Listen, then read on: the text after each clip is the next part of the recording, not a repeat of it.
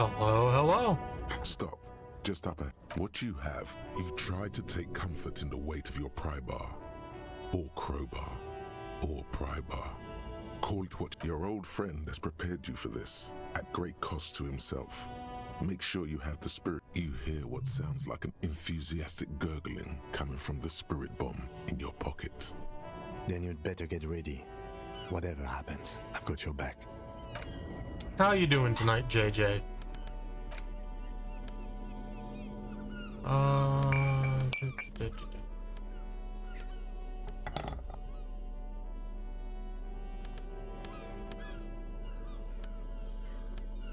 You know what?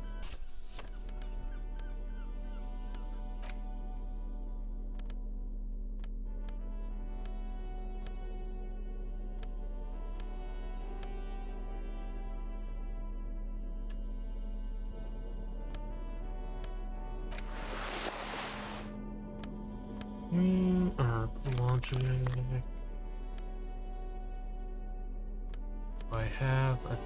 I do have a different hat, but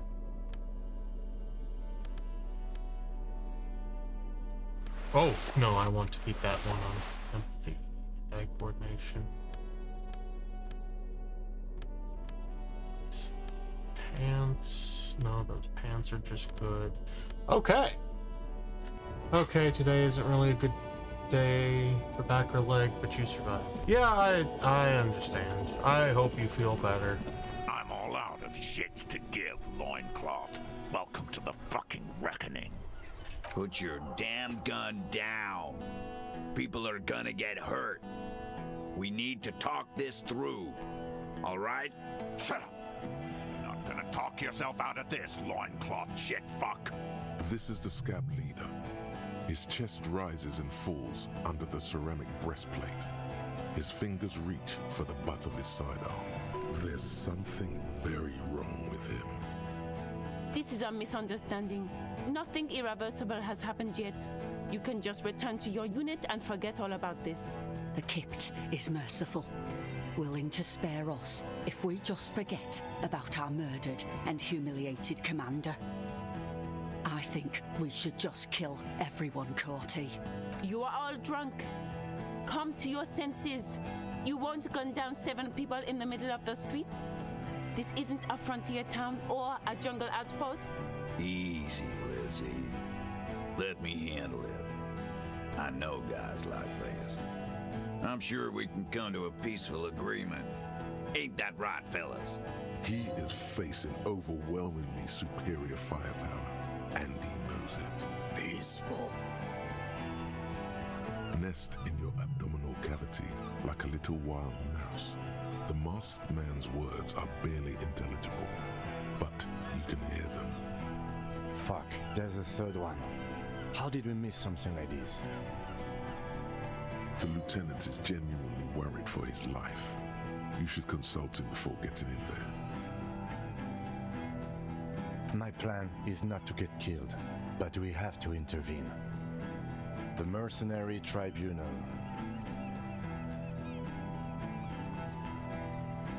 If this turns into a firefight, we should take A sound strategy. He's the leader.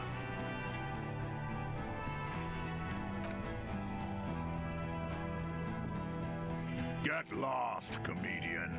You cops had your chance. Now it's fucking time for some justice. I think he's calmed down a bit. No, he didn't. He's about to open fire. He is. I was wrong. Pig fuck!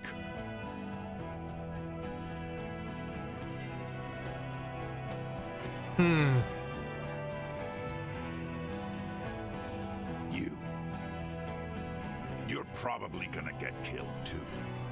I think I'm gonna kill you. I didn't think I had it in me to kill a cop. To your left, you hear the lieutenant cock his gun. No one is going to kill anyone.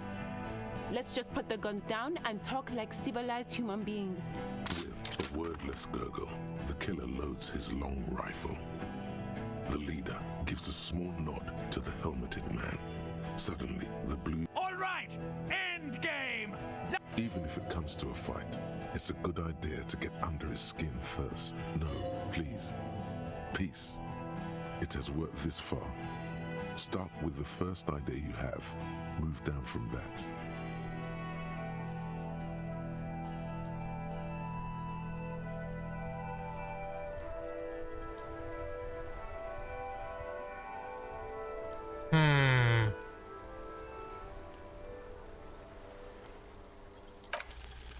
Dangerous. Ask about him first. You don't want personal facts about his dead friend coming out of your mouth. He has to start it.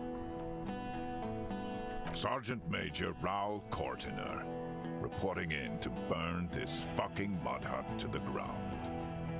He points at the whirling in rags. As he moves, the interlocking pieces of his armor click softly.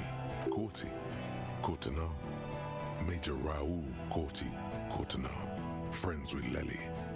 Raoul and Lely. For killing, maiming, and humiliating our commanding officer, you're all sentenced to death by lead.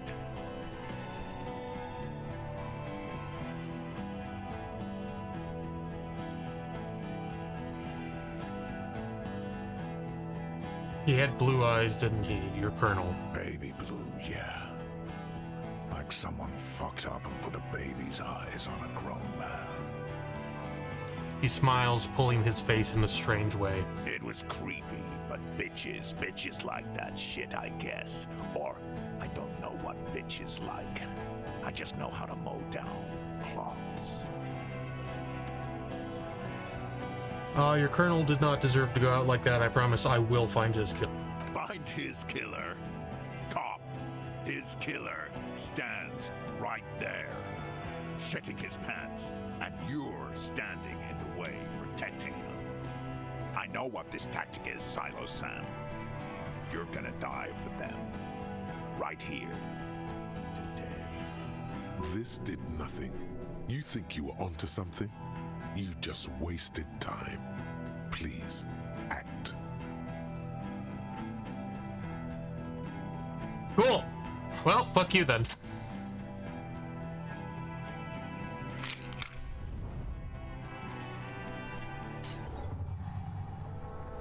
With a crash of shattering glass and a terrible roar, the fire draws in oxygen. The bomb hits the mercenary in the chest, swallowing him in flames as he staggers backward. Wow, I almost failed that.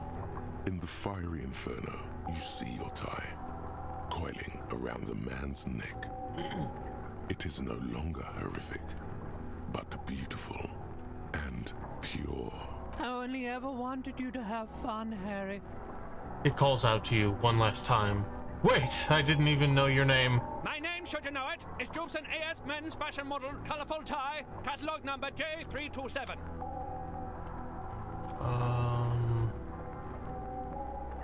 Goodbye, necktie. See you on the other side. The necktie disintegrates into a molten heat, its last remaining embers letting out a pop and a crack that sounds like... Harry, for God's sake! Watch out!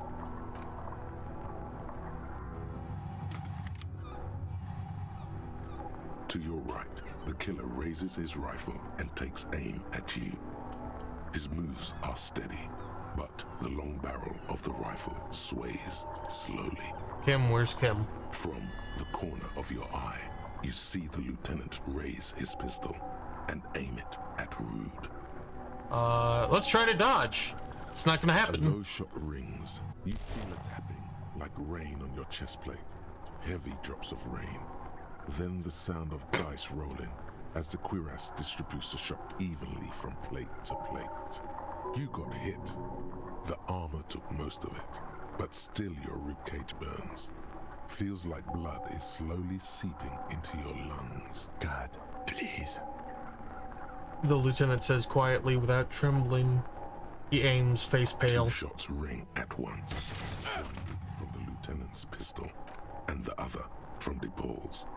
It's aimed at the lieutenant, but it misses. You hear a scream behind you. Who screamed? Glenn, dying in a puddle of blood behind you. His mangled torso has 2 gunshot wounds. Blood gushes out of them like red geysers. Oh God, watch out. You see 2 crazed eyes stare at you through the burning meat and the flames. With his face boiling off, the man raises his pistol at you. Then he squeezes the trigger, the look of vengeance framed by melting skin. This is the last thing he will do on Earth, but he will do it. He will end you. Here it comes, death.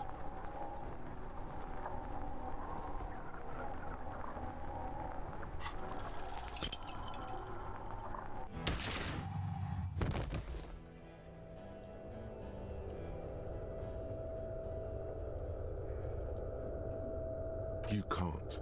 There is no time. Something inside your pelvis explodes. Your entire lower body is on fire and your legs can't support you. You fall down like a rag doll. Warm blood pools underneath you. It's sticky, and there's so much of it. Don't go into shock. Hold on. Most of what's down there. You can also feel the bone where the bullet went in. Something very sharp, like broken teeth under your fingers. Listen through the pain and darkness. The Hardy Boys are screaming, fighting, dying. Someone jumps over you. Nearby gunfire shatters glass. Stop! The cop! Protect the cop! He's down! Huh! Interesting. I would not have expected Titus to say that. Nothing. A persisting darkness. Dancing lights of pain. Distant shadows cast by them. Like a hellish play. You're bleeding out.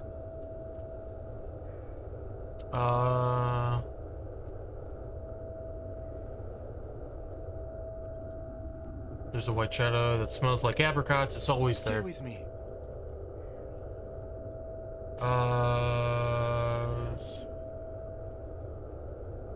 It said I have a vast soul. Do I have a vast soul? Yes, keep talking. You hear me? Stay awake. But you can't. It's so hard. Your eyelids grow heavy, and the sounds ever more distant. And a cold comes over you. The lieutenant, too, is somewhere far away, almost gone. When suddenly, you sense something behind him. A slender white shadow towering. Someone stands there, raising her pistol at him. The lieutenant does not see it. He's pushing down on your wound with both hands. No, Kim. No, you scream. Behind you, from your bloody lips, your eyes are full of fear. There is no room for hesitation. The lieutenant turns around and fires, his body falling on yours in the course of the motion. You hear a faint scream, a woman's. Then the sound disappears, like someone pressed stop on the tape. The woman is gone. So is Kim. Then the whole world. Fall into darkness. This is death. One more door, baby. One more door. No, let me back into the fight. The fight? There is no fight. The fight is over. It was lost 1,000 years ago. You have laid here forever. Keep falling deeper. Take the door. He's not taking it. His body is not taking it. Oh God, no. He's not disintegrating.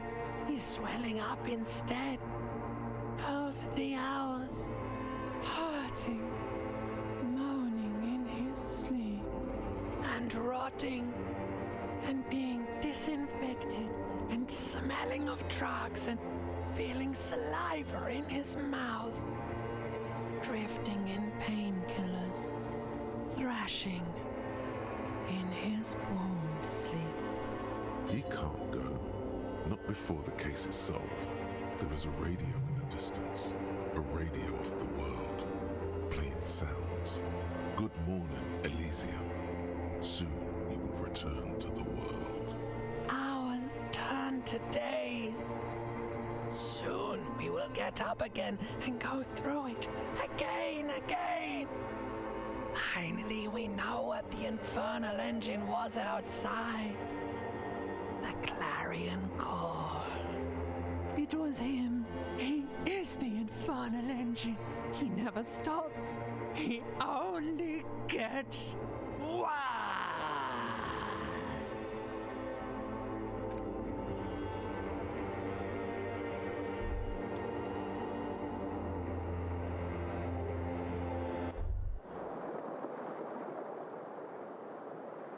You see the lieutenant's familiar shape in the orange jacket. It turns double, then triple, from the pain. It's nothing. You're alive. That's what matters. Him. Sunrise, Parabellum. The lieutenant says he's in the middle of a freshly cleaned room with the fan above his head like a halo. His face is covered in bruises.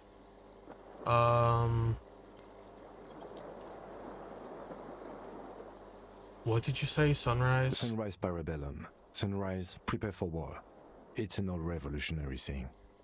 Is it war today? The gates of the harbor are boarded up. The streets are a little more empty. Apocalyptic violence is yet to erupt, I am relieved to say. He looks out the window. I think we may have held it off, for now. Barely. He unzips his bomber jacket. Good. Yes, we have also completely failed. But that's okay. What happened? What happened? He threw an improvised petroleum bomb at the Major. A firefight ensued. Is he dead? Very. He died in the hospital. A blood-stained killer. Swallow. As retaliation, the rifleman tried shooting you. He hit the cuirass. I heard it go off. I was looking for a clear line of sight to him. He sounds a tiny bit sorry he did not find it before you got hit. I shot and wounded him, while Glenn took a bullet in the spine. It was meant for me. He did not survive. There's a pause. This is not the first person to die in his place. He goes on. Titus, Fat Angus, and Theo charged. Angus and Theo did not make it. They both died before they made it to intensive care. Titus survives. So do Alain and the musician. I forget his name. Eugene? Yes, he's still alive too. Nod. You were bleeding out by then. I think you said something about your wife, and you warned me. I was able to disarm one of them, the Pole, before she got a jump on me. Thank you. I killed her. And that's what happened. The lieutenant takes a cigarette from his coat pocket and lights it. A bitter smell fills the room. How many casualties on the Union side total? 4. Glenn, Theo, Shanky, and Angus. The fat one, he took a lot of bullets. There's a pause. I thought you only smoked one a day. This is the one. And they're all dead, all 3 of the contractors? The Pole was the last to die. Everhart had their bodies returned to Cronel for a funeral. Company is yet to retaliate. Why? Because we deterred them? Or Joyce did? Maybe the harbor in full lockdown is too costly a target. Or maybe... He breathes in the fumes, thinking. Maybe they are simply taking their time and will attack soon. I don't know. And that's... all.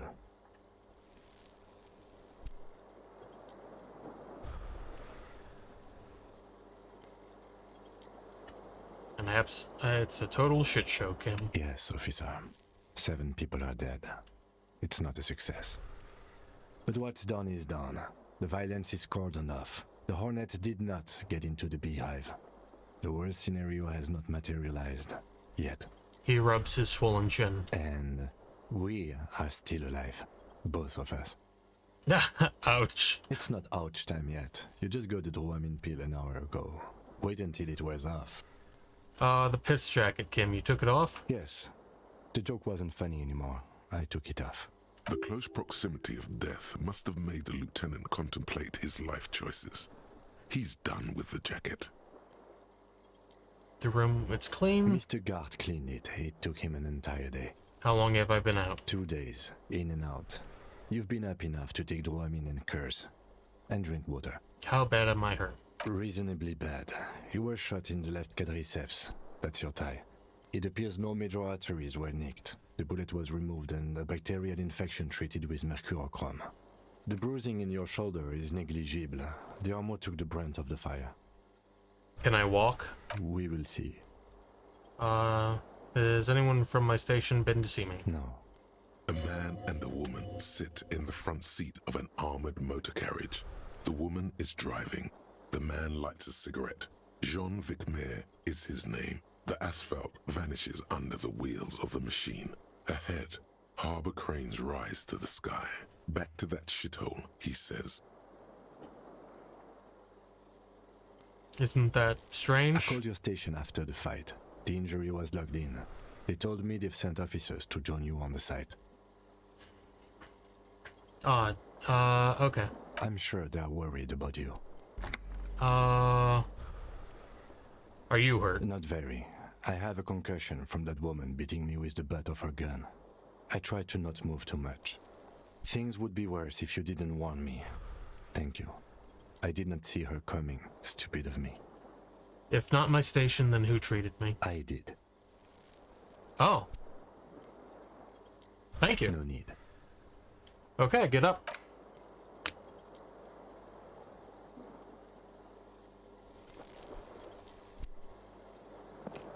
Let's fucking go. The lieutenant turns double again before your eyes, an orange hue of pain. You can take it. Just don't lean on that leg of yours too heavily. How are you?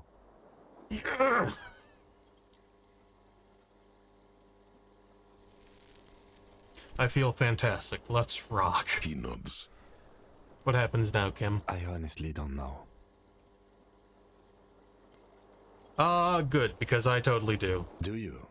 Because we can't talk to Evrart. The harbor is in lockdown. Everyone in there is outside our grasp now. And Joyce has left too. Joyce is gone? Yes, she left yesterday morning. To meet the board of Wild Pines. Oh, that is what I've heard.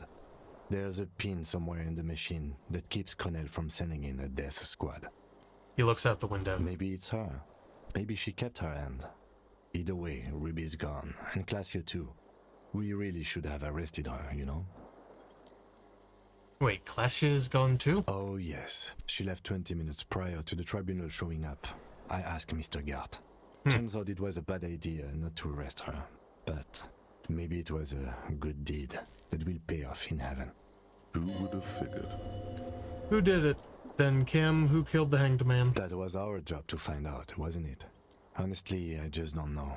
Our circle of suspects is dead and gone. It's not a circle at all. It's a ruin. Honestly, I think our investigation has not produced a single credible suspect.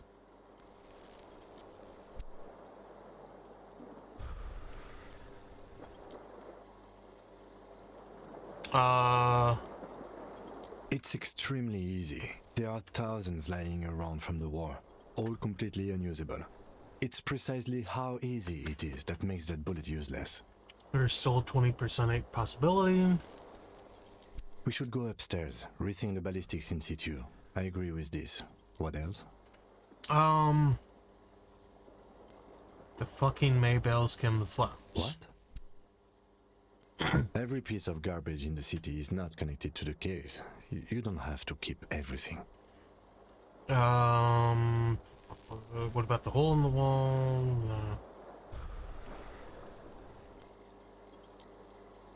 There are all these old bunkers and weapon caches, revolutionary. We could find thousands more if we wanted. All of Revachol is full of them. But they seemed so mysterious. Can't believe they're fucking useless. No need to be melodramatic. You know what I think about solving He crimes? arches his brow. The ceiling fan patiently spins overhead. Solving crimes is It hard. really is very hard. He sounds surprisingly weary. That concussion must be making him dizzy. You're not ready to give up, are you? No. Are you ready to limp? I'm ready. Good. Where do you want to limp to? The lieutenant did mention doing more ballistics. Also, it's just close enough to endure the walk. We should check Clash's room upstairs. Why not? He extinguishes the cigarette on the sole of his boot. Another look at the window, perhaps? The one he was shot through. I don't know. I can't think of anything better. Cleaning out the rooms. What if you didn't lose your memory? What if something in Martinez came and stored it all away, for you to slowly open one box at a time, so you can choose which parts to keep? Keep almost none of it. Only the flowers on the windowsill. Only the distant sound of a radio. Lose all the actors, the dark shadows. Leave only the still lifes, the blissful distant wash of waves. If everybody knew, you never did. She'll be coming soon. That is all. Huh? Oh. That's a lot of bonuses. Neat.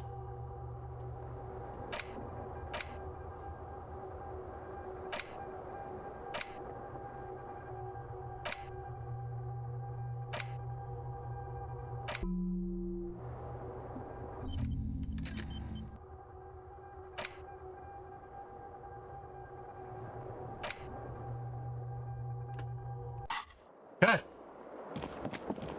What's in here? Oh, hello. Look, the door is open. You can walk right into Kim's room. You see gleaming white enamel, no bottles inside. Newly replaced glass shining in the morning light. You hear traffic outside, back in the world again.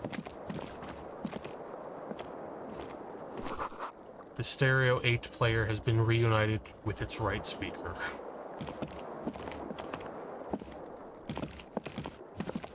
The fan stands still. The lights are off again.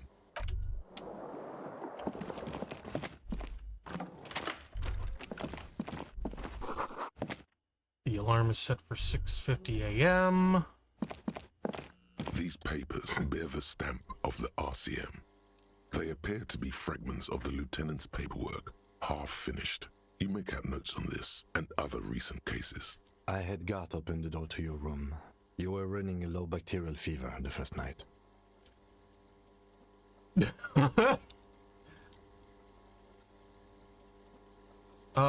Thank you for keeping this thing alive a little longer. Point to yourself. It would have been easy were it not for my concussion. We both got lucky, considering the odds we faced. Let's go.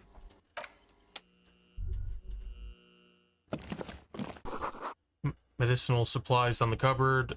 Mercurochrome, a scalpel, antibiotics. Damn, Kim.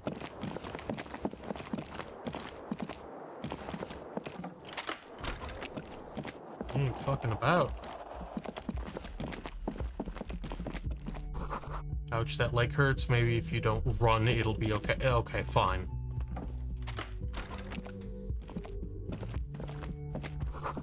Looks like she's left something on the table. There we go. Next to the stack of bills, you see a note. A few lines jotted down in large, uneven handwriting, just as the writer was about to rush out the door. I'm sorry, I fucked everyone over. P.S. I didn't kill him. P.P.S. Gift upstairs. A gift? The lieutenant turns to the staircase suspiciously, looking for any signs of another presence in the shadows above. What could this gift be? I am not drawing my gun. Yet. But I don't like gifts. He says he's not, but his hand moves instinctively toward his holster as he studies the note. Just don't walk into another radio trap, okay? Seems she left in a hurry. It's hardly surprising. You look at her rough, jagged handwriting on the note. She was in a rush, but not panicked. Deliberate, focused.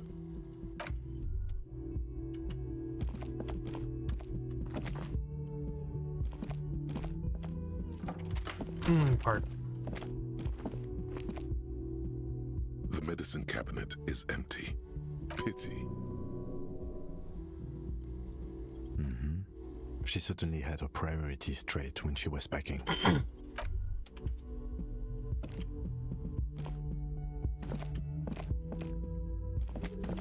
Oh, goodness.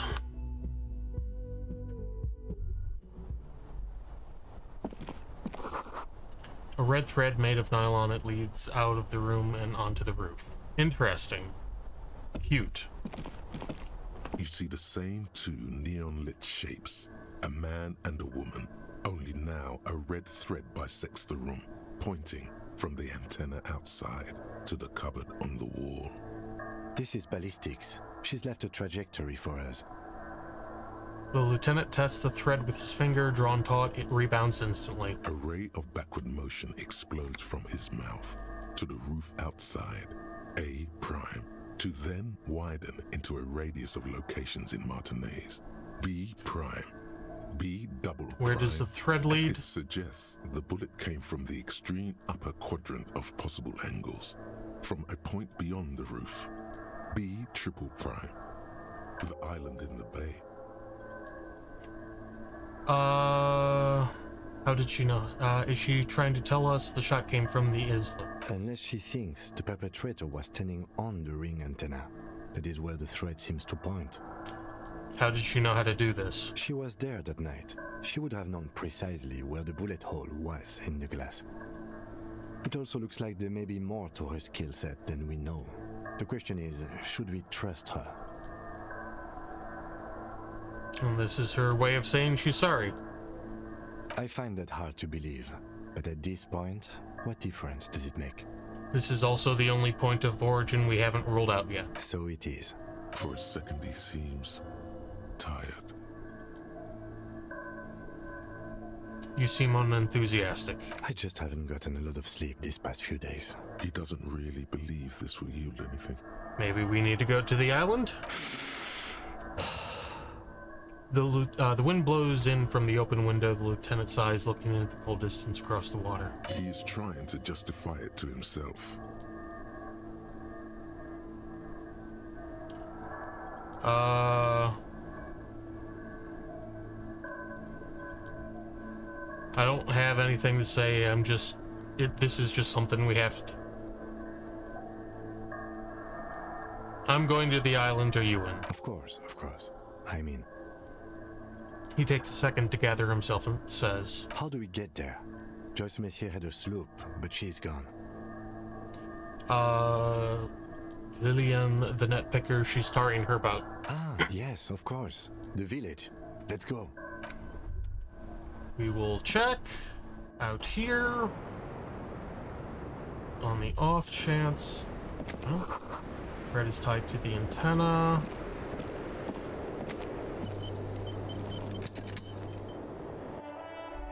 Check anything in here.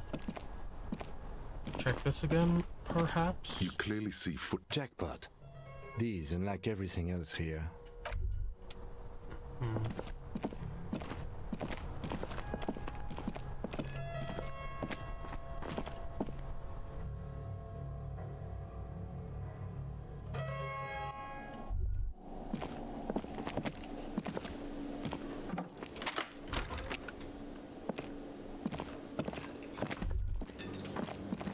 Don't run. Might hurt the leg. Oh, man. That looks dejected. Howdy, Gart. Oh, you're up. It's good to see you back on your feet. Did you like your room? I cleaned it for you. He looks over you. I did, thank you. Big improvement. You're welcome. I thought it would be nice for you to wake up in a clean place after you, let's be fair, defended this establishment and its clientele from gunfire. I give credit where credit is due, and that was a crazy move. Crazy effective. Petroleum bomb. Never seen anything like that. I was there until it struck him. Crawled inside then. Bullets started flying. Anyway. He clears his throat. He really wants you to realize that he was also on the balcony looking by, in the danger zone, so to say. I wish you a quick recovery. Also, you and your partner are staying here free now. This establishment supports cops. The stay is free, but the drinks are not. It just felt I needed to specify that. Where did everyone go? Oh, you know, people don't tend to stick around after shootouts. Turns out they're not good for business. What happened to the man with the sunglasses? I don't remember everyone who comes here, and many people wear sunglasses inside lately. Must be a fad. Oh, I know who. Okay, right. Okay, so I have to mention, when it happened, you were out there on the balcony. Yeah, I was. Yeah. That's because I'm a badass. He nods, trying to remain aloof. It really took courage. Don't pick at him.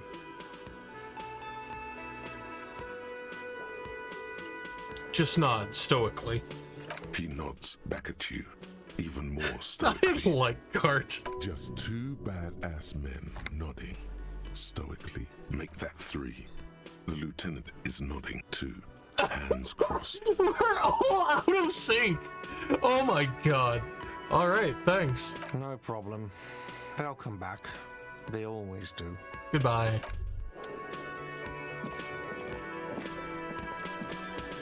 How you doing, my friend? Hi again, gendarme. Bye-bye, gendarme. Okay, you don't have anything new to say. Better check on you guys. Seeing you approach, the bruised man raises his bear in welcome.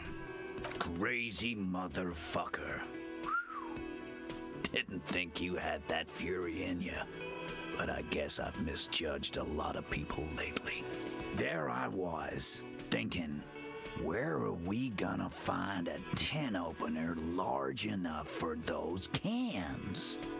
Then Capo Loco shows up and just sets a man on fire. Impressive shit, Copper. None of us would be breathing right now if it wasn't for... I guess what I'm trying to say here is, thank you. He pauses, then extends his hand. His hand is covered in bruises and half plastered. Still, this hulking lump of man is glad to be alive. This is big. It's as big of a thank you as Titus Hardy can muster under any circumstances.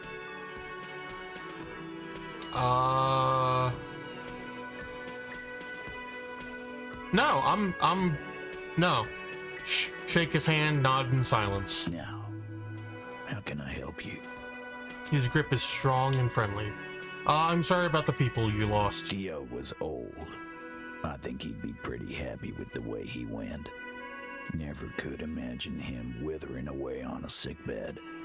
But Angus, he was just a stupid kid. Didn't realize the mess he'd gotten into. Trusted me. Still, the balls on that kid. Went down fighting for someone else's shit like a fat, angry bear. Here it comes. The last one is the worst one. He only deals with it by drinking copious amounts of 8% beer. An honest tactic, and effective. And Glenn was my friend. Best I've ever had. I love that crazy homo like my own brother. We're all fucked without him. But what do? This job is shit. Hold on, where's that shanky fella?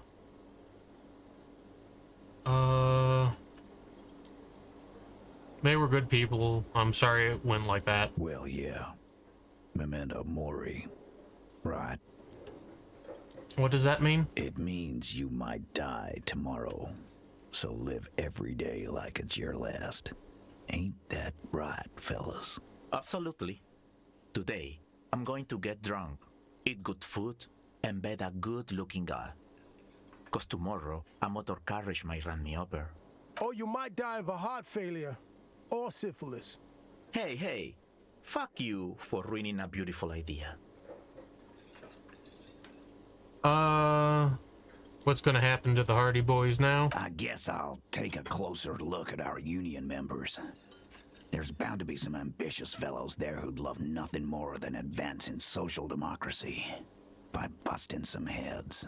Might even ask Tibbs if he's tired of replacing windows and maybe wants to have some fun with his brother. Anyway, don't you worry. As long as Titus Hardy's standing, there will be Hardy Boys. Any idea what I should do now? Judging by the sight of you, I'd suggest crawling into bed with a bottle of whiskey in one hand and a big tit in the other. Yeah, go pay Monica visiting Janrock. She's got a knack for making men forget about their worries. Biggest pair of milkers in all Rebacho. Hell, you both look like you could use some feminine company right now. Thank you for your advice, Eugene, and you too, Alain. I do always appreciate a good use of the expression milkers. You're welcome, Bina Claude.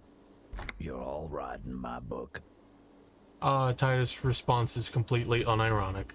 So long, fellas. Be good so I don't have to come back here again. Take care, coppers. You two look after yourselves now. Death passed on you today, but men don't get that lucky twice. Copo loco. And normal cop, I guess. Good luck in Shamrock. Scars made the best tattoos, they say. Thanks for getting involved, guys. Not a lot of cops would step into that line of fire, but you did. And if you ever feel like the uniform is holding you back, I've got a few vacancies. You'd make one hardy boy, copper. And Titus Hardy himself would make a good officer. That man was born to lead. The RCM could really use a man like you, Titus. Think about it. I will, Capo. That's a promise. What? Now scoot, because the Hardy boys got some mourning and drinking to do. I just got pour one out for social democracy. Take it easy on the as drink. an achievement. The danger has not passed. This town needs you on your feet. Good point, Bino Claude. We'll keep the vol under 12% tonight.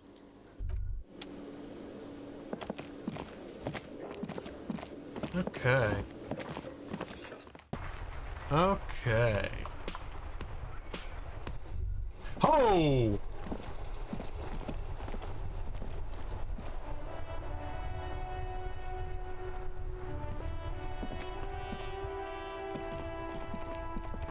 Hi. The graffito has been painted over the traces of the fight that took place here. It smells of blood and heavy fuel oil. Oh! Cindy! This was Cindy the Skull. Looks like Cindy the Skull finally found the words for her masterpiece. The lieutenant crouches, touching the fuel oil with his finger. Looks like it, yes. This is still fresh. It wasn't here yesterday. I'm sure we should. So, okay, I need to translate this. Oh, shoot. Cease. Bonjour, je serai de toi. One day I will be back with you. Okay. Okay, Cindy. Mad respect. You know what? I think I can probably switch off of shoes. Let's switch to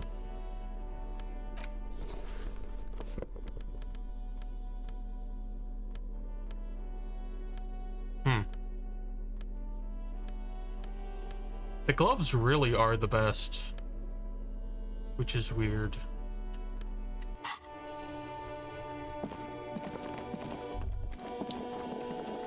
Kuno, you up here?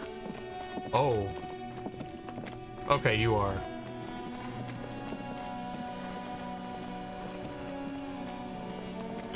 How you doing, Kuno? Everyone says you started crying in the middle of a firefight and then bled like a pig. I guess that was cool. Who's saying that? People, they say you'd kind of died for a moment, that you let your shit out already, but then came back. So I guess that's what's cool now. Just don't think because you got half your dick shot off and you're an invalid now, Kuno's gonna treat you different. Kuno doesn't reward weakness. It's business as usual with Kuno. Kuno's cold like that. Feels good for some reason.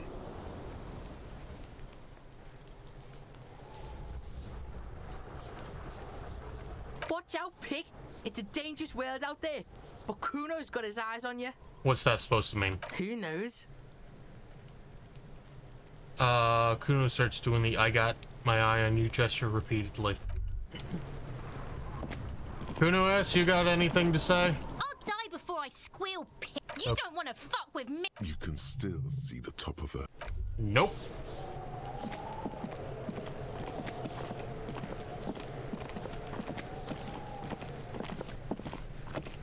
Oh, goodness.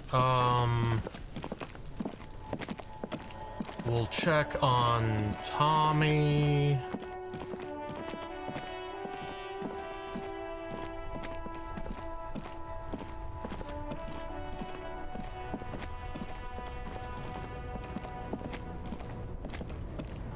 My man, you're alive.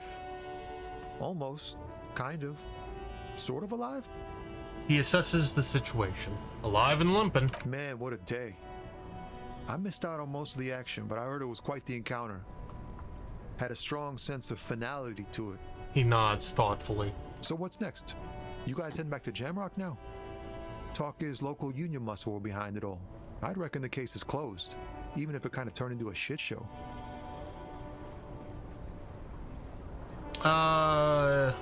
I'm still looking around, loose threads to tie up. Good luck with that, my man. Ain't easy being you, but hey, you're still breathing, right? I met the lady driver on my investigation. She's called Ruby. Okay. He seems a little apprehensive. The lieutenant throws you a quick glance. What are you doing? She's,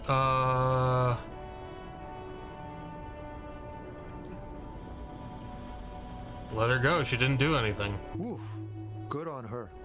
And good on you, too, my man. That's... He looks for the words. Merciful. Downright merciful. You cops keep exercising that muscle, and people will be more willing to cooperate, you know. He's clearly relieved. All right. That's enough sharing details about the investigation for one day. Yeah. That's all for now. Bye. We'll sprint over this way. Oh, the racist is gone. What a crying shame. Manana, how you doing? The boyadero stares at you with respect, then gestures towards the trickles of blood adorning your clothes. Yeah, I got shot. No big deal. Yet you live. It goes back to an older era where this was commonplace. You have a true boyadero heart. Alright, so where is everyone? Hiding, gathering themselves. The harbor's in full lockdown, friend. No getting in or out, for the time being. What's going to happen next? Time will tell. I'll tell Evrak you dropped by. I'm sure he'll be glad. What will you be doing now? I'll be okay here, doing lookout. Quite the sight, aren't they? Getting to like that red I am. He surveys the red flags draped from the harbor gates. Don't worry about me. I live to alleviate the worries of our brothers. See if any insane killers turn up. Then I'll run. And live. Try not to get shot, eh? I'm sure I'll be luckier than you, friend. His grin is wide as the desert.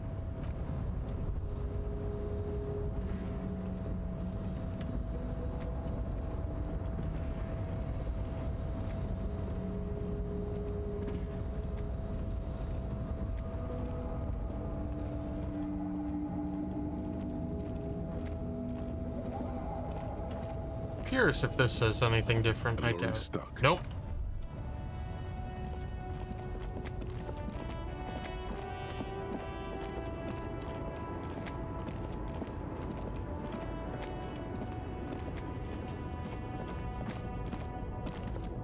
A lorry abandoned.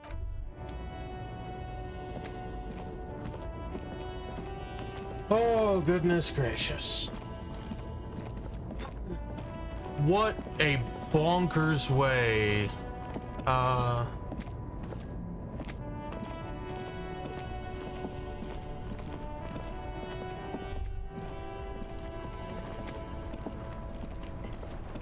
Pardon me.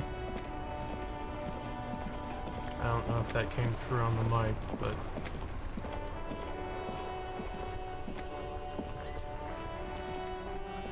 Mon Dieu, officer.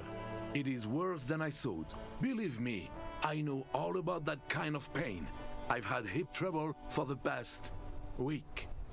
Maybe it's time to slow down, enjoy life a bit. Anything I can do to assist you? Bye for now. He doesn't have anything new to say.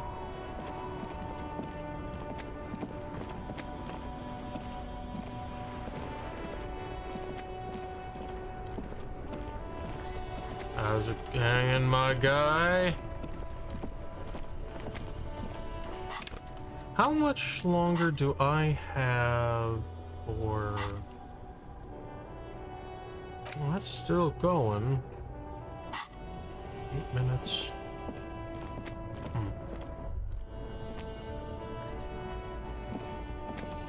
Wow! Wow, what? A cop limping down the street, bleeding from the shoulder, face bruised, looking like hell? You know what that is? Cool! That's cool!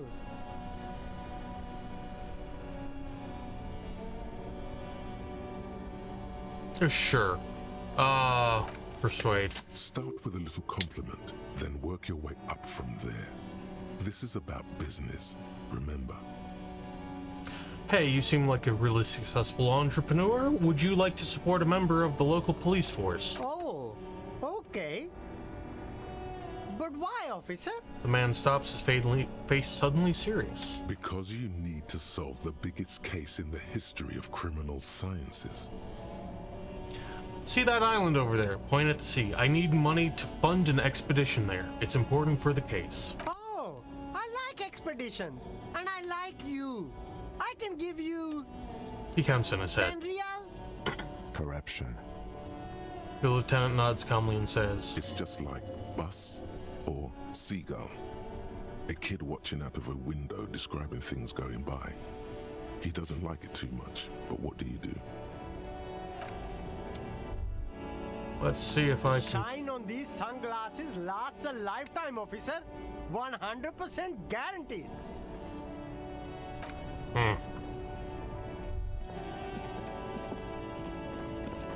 Ray, how you hanging up? How you holding up, Ray?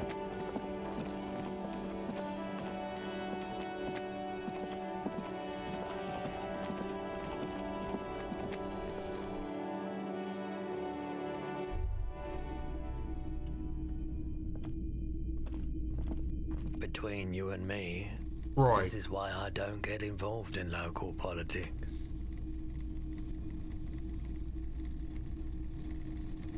Well, someone has to. So it goes. Now, what can I do for you? Nothing to say, so we can leave.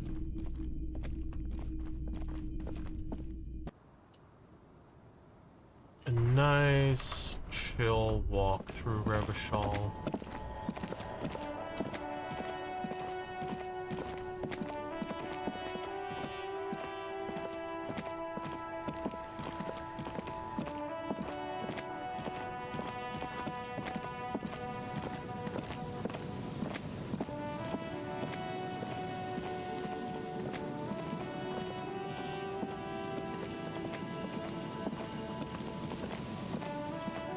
Not a bottle. Always in... No? Okay, well, disappointed.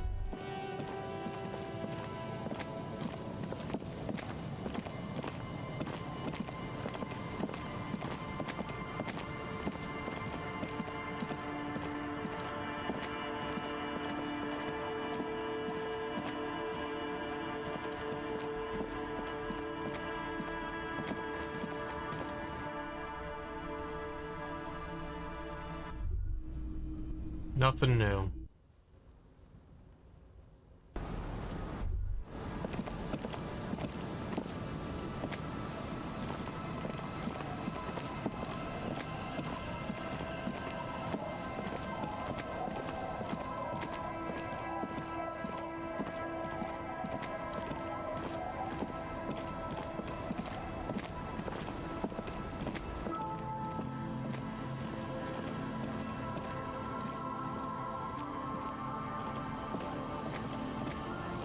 Our tenant, the policeman, I hope the waves don't keep you up at night. What can I help you with? I got shot.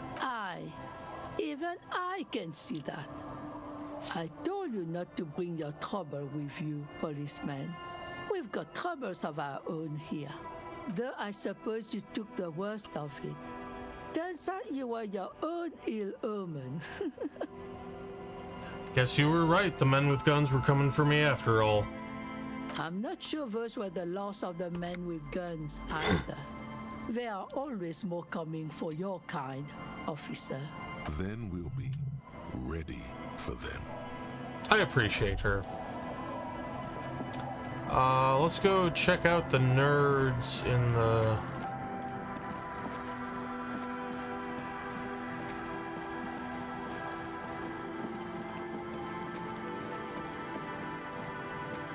Wait, what the... Relax, it's not yours. You didn't crash every MC in the Revachol, hopefully. Oh, I see. So, that's okay. That's not an accessible bottle, despite it being very clearly a bottle.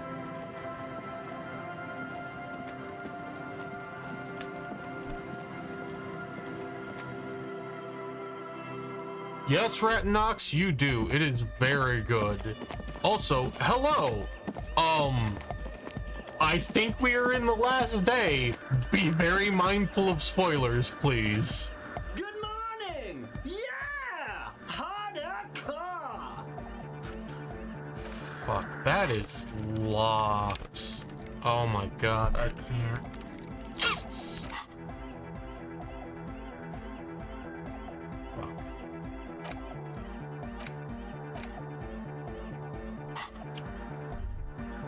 Hopefully you're doing well tonight.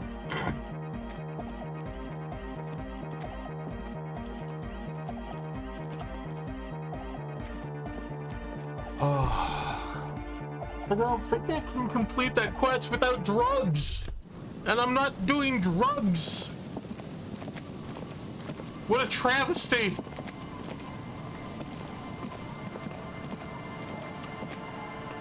You know what? We're gonna make a save to potentially come back here and do drugs to finish up that quest line, because I feel like it needs to be done.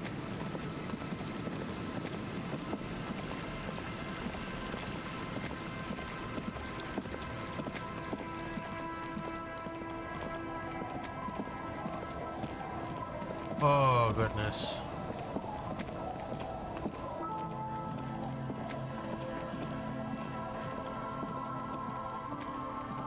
Good, just did one of the weirdest... I'm assuming weirdest, but I'm on my first playthrough and I'm probably I am vaguely aware of that game. I've heard it is very good, but I do not have enough information to process what you just said. But Officer, what happened? You're limping. Why are you limping? You look terrible. I got shot in the foot. It was pretty badass. You would have liked it. No? Some people hurt me. Is this from the shooting in town? We heard gunshots. Not that we don't hear gunshots all the time, but they were closer than usual. There was an exchange of fire on Rue de Saint-Guylaine. It's nothing to be worried about, madame. Should see the other guys. They're all dead. So you're a killer? That's good, I guess. Better than being dead.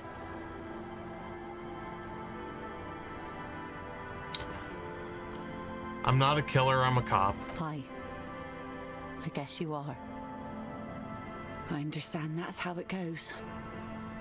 The Initiative is a sequel to AI's. Despite goes so far and very weird. I mean, weird is good. Of course. Look at this game. Can I help you with something? We need to get to that island. That won't be a problem. It's wind still and the tide just dried. We've got 2 days of relative sunshine ahead. 2 days of sunshine? I just got a bacterial infection. No. What's on the island? Why isn't this voiced? Nothing, just ruins. Used to be some kind of fortification there before the war for the communards. An anti-aircraft gun, I think. Bombed to bits in the landing. I haven't been there myself. Always steered clear of it. Hasn't been there herself. Who has then? You said you haven't been there yourself. Who has then, if not you? My husband used to drink there. Him and his drinking buddies. Always seemed like a bad place to drink to me. People died there during the landing, you know. My mother told me. With all due respect, Lillian, where haven't people died in Revachol? The kids sometimes go there too. I know they do, on rafts.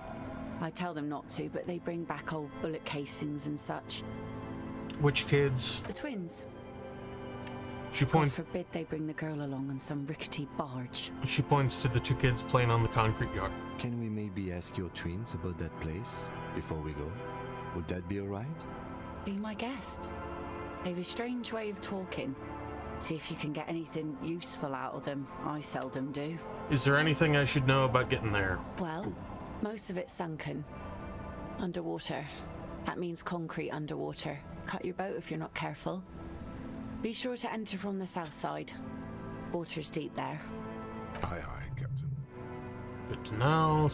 South side, I need to remember that in case... can we borrow your boat? If you promise to bring it back. And no scraping the hull. I just got it nice and yellow. And no drinking on the boat. And no joyriding either. Of course, ma'am. It's only for a day or two. Official police business. Aye. Nod along attentively. The crow's feet disappear from the corners of her eyes as she smiles at you. Thank you. We'll use your skiff to get there then. Please be conservative with the fuel, will you? Just filled her up, but it's a small tank. I'll do what I can. Honor Van Eyck.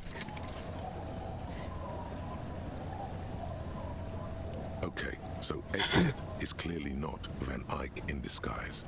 Van Eyck is an Oranese disc jockey, but those people get around, especially in Revachol, in the clubs on Boogie Street. Perhaps he stayed here for a short stint and discarded part of the song he was working on, just threw it away, and then it ended up in the Hawthorn tree. But why? Did he think it was retrograde? It wasn't.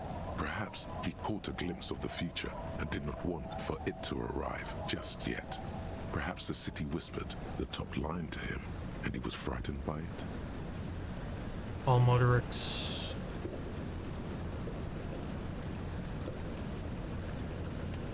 What?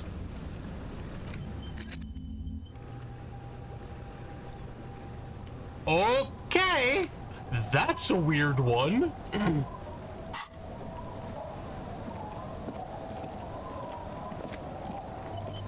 We might actually be able to go complete that quest then, which would be fantastic.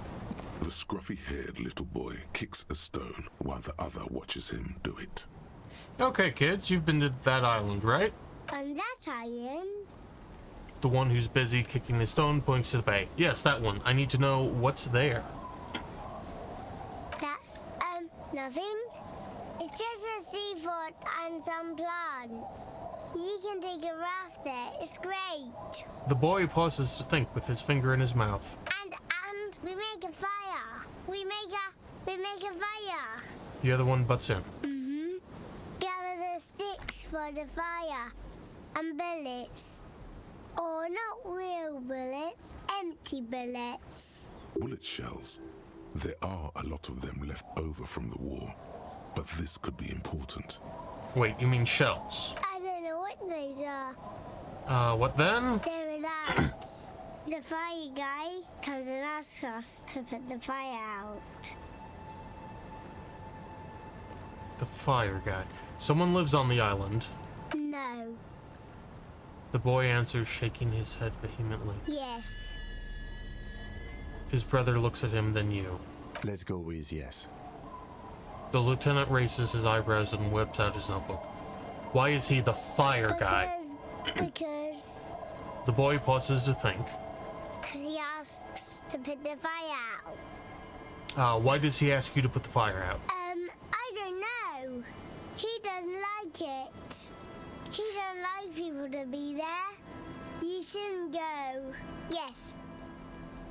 The other one adds laconically, standing with his hands glued to his sides, like a tin soldier. You mentioned something about lights. I don't know. Starts one of them. It's hard to tell which one now. Did you mean there are electrical lights? He points to the street light. Yes. The boy looks at his toes. Is there anything else you can tell me about this guy? Age? Does he live there? No, he doesn't live there. I don't think. No, he lives there. Been there twice, 2 times. The other nods. He doesn't live there. He isn't there sometimes. The first one pauses to think, then comes to some sort of conclusion. Anything else? What does this guy look like? I don't know. They say almost in unison. How come? We ran. He just yelled we shouldn't be there. Your father used to go to that island too, didn't he? Our father killed himself. Don't say that, he didn't. His brother punches him. The boy's eyes well up like he's about to start crying.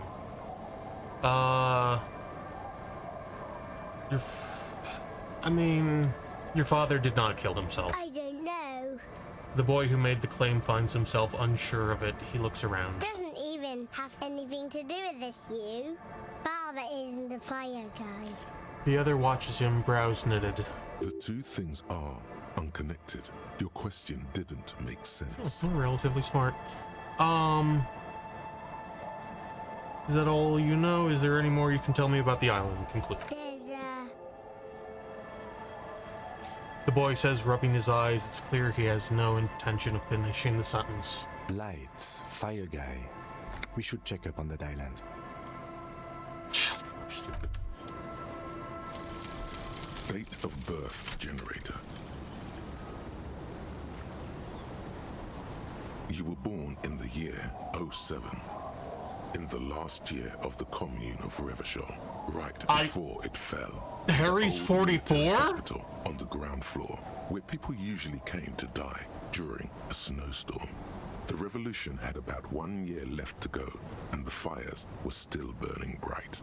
There were explosions in the blizzard. This was 44 years ago. You are 44 years old.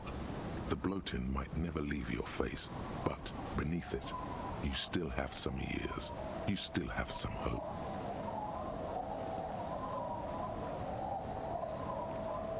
Oh.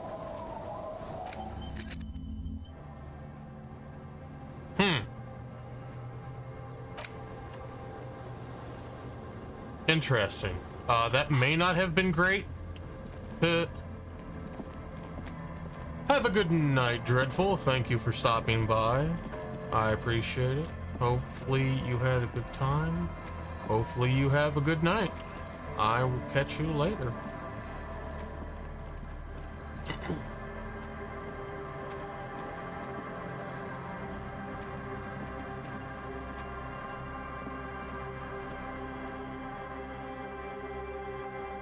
Thank you for the hydrate.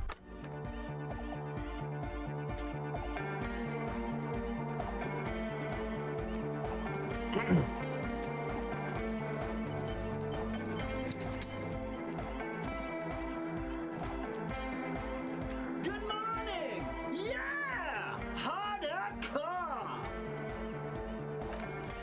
Sidechain the beat. Sidechain, what does it even mean?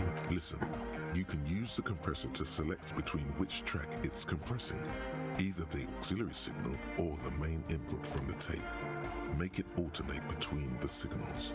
The compressor controls the gain based on the level of the signal on the aux sidechain input. It will allow maintaining a loud sound without peaks that fill up all the headspace. Okay, Egg, you need to start sidechaining it. Explain the concept to him. Sidechaining it, you said?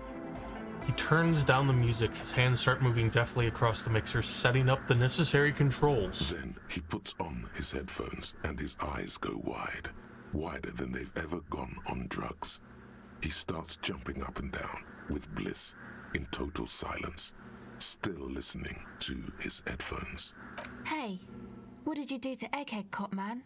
Did you break him? Just wait and see, nodded Egghead. Are you ready, pussy? Noid straightens his back, ready for the beat. I was born ready, Egg. Give him a thumbs up.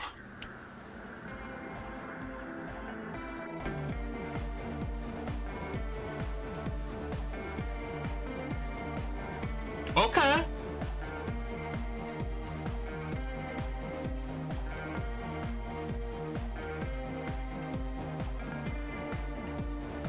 Yeah. I could move to this, not gracefully, but I could.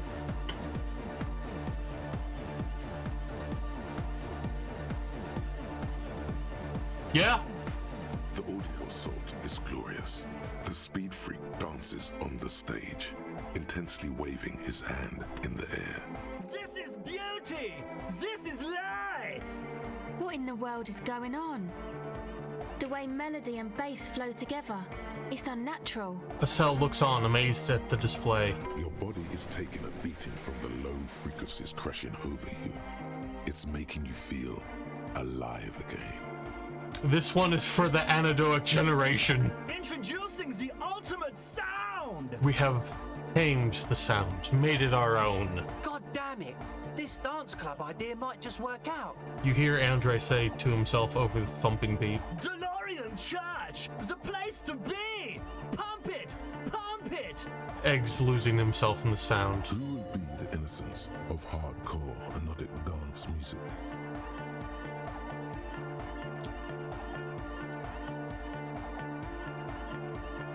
I've thought about the discarded melody and came to the conclusion that Van Eyck has lived around here. J'adore! God is close by, but maybe he doesn't have good enough ears. Let me turn it up so we can lure him here. Goodbye, Egghead. Godspeed. Egghead is just fantastic. Let's see if we can dance. It's good to see you. Shot in the head!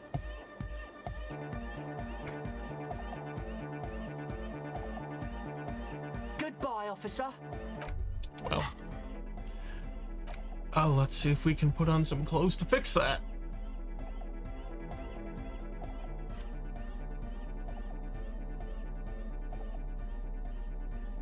I don't think so. I don't think we have anything that can help with that. Or not much. Oh my god.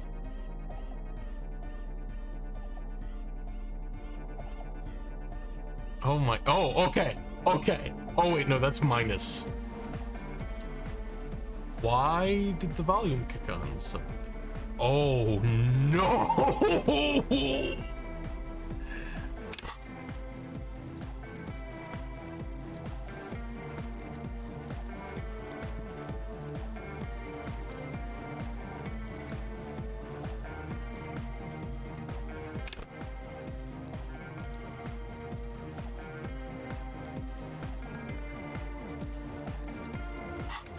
Oh boy,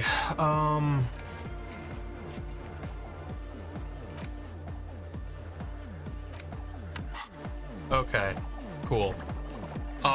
We're not there is approximately a 0% chance. You close your eyes and vacate your skull, leaving your brain to wonder, where did that little fluttering light go?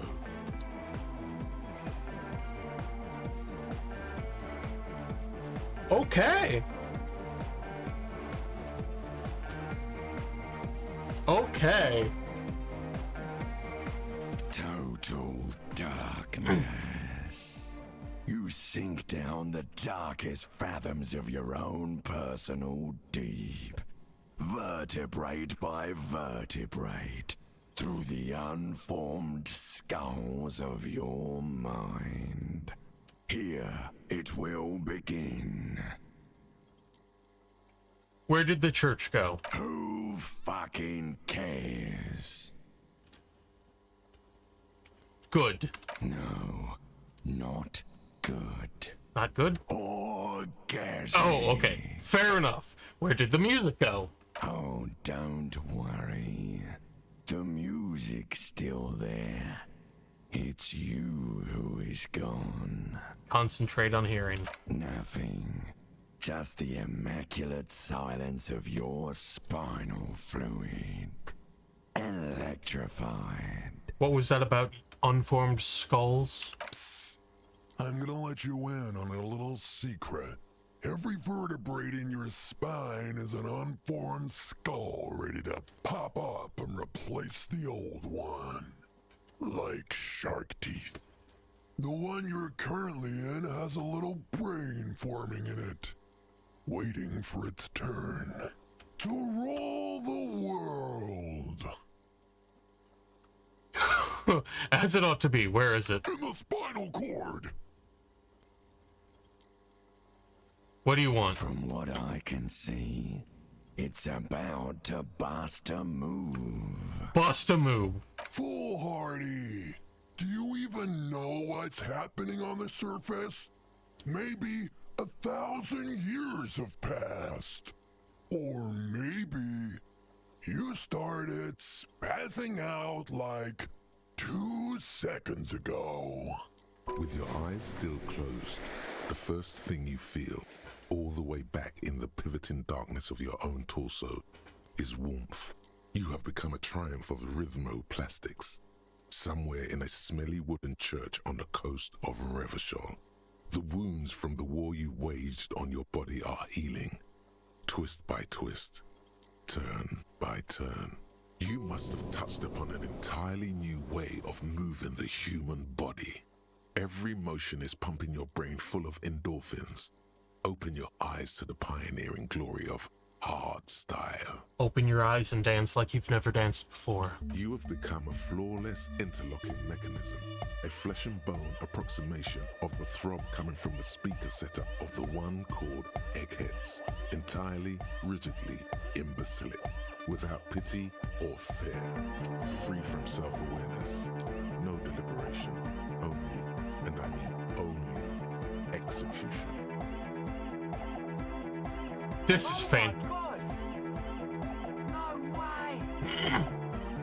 The Speed Freak's would-be leader stands back, slack-jawed in disbelief at the hardcoreness on display. He whispers to himself, "No way. Yes way." With his reel-to-reel mixer blasting the anthem of a future that will never come, the young man observes your moves for a second. Then blasts into the same hideous pattern, yelling. He throws a screwdriver and a bunch of drill chucks into the corner and explodes into dance. What he lacks in sharpness, he more than makes up for in violent enthusiasm.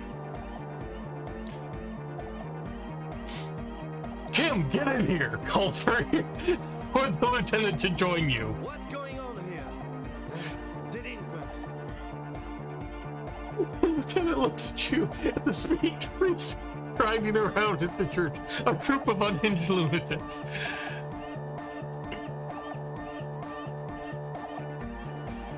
I said, get in here and dance! The lieutenant squeezes the bridge of his nose. The light reflects off his glasses, giving him the appearance of a surgeon in the middle of a tense procedure. He's having trouble adjusting to the new reality before him. What's happening? How the hell are you dancing with that broken leg of yours?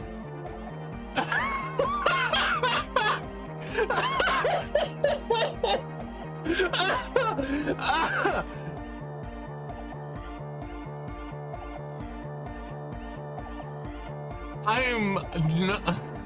am not doing anything. The music made its mind up a long time ago. I'm just implementing. Good for you. Rock on then. Hey, I called you to dance. We ain't going anywhere before we tear shit up. Yeah. What?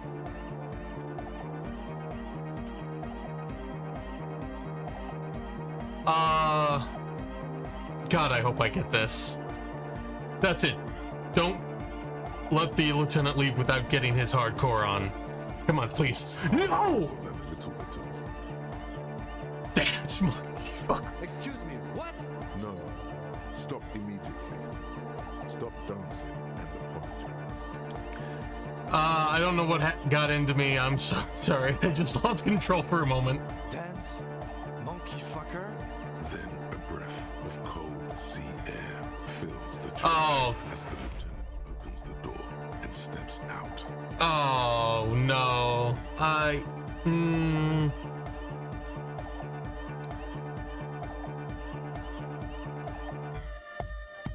The young woman lifts her headphones up slightly and raises her chin, looking at you expectantly. Asil? Aren't you going to dance? No. Recording. She turns to Suna, then back to you. She briskly shakes her head and puts on her headphones back The on. lead programmer throws the other young woman a knowing glance before turning her attention back to her own work. She's still at her mainframe, pressing buttons, reading printouts, but she started nodding her head along to the music. Dance, point at Andre. It's the law. The young man immediately bounces up and down, then assumes the same dance pattern, embellishing it with some sort of waving motion. Is there anything more I can do? I want to break the limit. The dynamic motion of your flailing body is bordering on the extreme. You're going off the charts. You feel as if turning on the hyperdrive will be a point of no return. Feels almost melancholy. Are you sure you have the entire posse along for this? Together, where are you? Here we go again. Hardcore fancy. Yeah. The sound above my head. I'm so upset Kim left. Turn on the hyperdrive, please. On the coast of the Martinez Inlet, in a small weather-beaten stave church built 380 years ago by settlers from the Occident, most likely to guard against an anomaly at its center, an officer of the RCM is contorting his body into idiotically rigid shapes as he invents the future of dance music. It's the hardest anyone has ever danced. What is this strange feeling I keep having, this cold, even now? I am La Rebachelière. I am the city. What do you mean you are the city? I am a fragment of the world spirit, the genius Loki of Revachol. My heart is the wind corridor. The bottom of my air is red. I have 100,000 luminous arms. Come morning, I carry industrial dust and let it settle on tree leaves. I shake the dust from those leaves and onto your coat. I've seen you. I've seen you. I've seen you with her. And I've seen you without her. I've seen you on the crescent of the hill. How are you talking to me? The modulations of my voice are noted down with thermometers and barometers. You feel me in your nostrils, on the little hairs on the back of your neck. I also reside in your lungs and vestigial organs. Everywhere there is space. But who am I? Why are you talking to me? You are an officer of the citizens' militia, Jean Tinrebu. When you wear your coat, you wear my soul. You move through my streets freely, in motor carriages and on foot. You have access to the hidden places. You also circulate among those who are hidden. My partner, I think I insulted him just now, and I'm not sure he'll forgive me. You must make it right at once. Unity is paramount. And remember, I need you. You can keep me on this earth. Be vigilant. I love you. An officer of the RCM is lying on the floor of a small church with his eyes rolled back and his tongue lolling out. Several others are standing around him. He slowly comes to. Had a good rest there? I spoke to the city of Revachol. Fuck yeah! I bet you did. Those were some advanced moves, man. That was great, but I'm all out of juice now, guys. Besides, I should really talk to my partner. I'm really upset. You might be imagining it, but it feels like Egghead turned the volume down. Such is his respect. Man! Now, man! The would-be leader stutters with excitement. Now imagine if we could do that, right? But with like 1,000 people. End of human development. Mission complete. Right, ecstatic. All right. You're absolutely beat. Muscles relaxed and feet like noodles underneath. That's it for now. Goodbye, officer. Godspeed, gentlemen and women. Women. Godspeed, gentle souls, gentle delinquents. I don't know. Apologize to Kim immediately. Immediately. It's colder outside than you were expecting. You see the lieutenant standing there, a small cloud of white escaping from his mouth. He turns to you, but says nothing. He's waiting to see what you do. For God's sake, say you fucked up. Please. First the investigation, now this. Sharp pain shoots through your hip, throbbing. I think I fucked up back there. You think? Okay, scratch that. I definitely fucked up. Yes. And? And? The lieutenant stares impassively. Apologize! Make it right. More than you know depends on it. And I'm sorry. Let me ask you something. He leans in to inspect you. What do you see when you look at me? My half-brother. That's what you are supposed to say, of course. But do you know what you didn't say? Reva Sholian. I don't suppose anyone ever questions whether you belong here. Whatever your faults, you're a solid detective. You're obviously Reva Sholian. I was born here. I grew up here. It's the only home I've ever known. And there's a good chance I'll die in the line of duty here, too. But to most of my countrymen, I will always be some monkey fucker. To me, you're my partner. For the moment, the lieutenant seems to be suppressing something uncomfortable, then clears his throat. The lieutenant's not comfortable with emotional openness. He's eager to change the subject. Now, if it were any other day, I would leave for the night. But we have more pressing matters. We need to get to the island, and we need to do it as soon as possible. This case is much, much bigger than just you and me. We're close. Let's keep it professional until the very end. The dark shadow of the church is drawn out on the sand. Can I apologize? Yes. Okay, I cannot. Okay.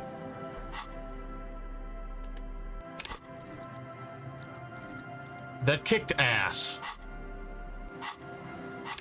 Except for calling Kim a monkey fucker. That is... No. No. Genuinely gut-wrenching.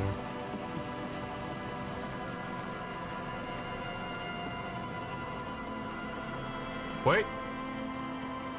What is this?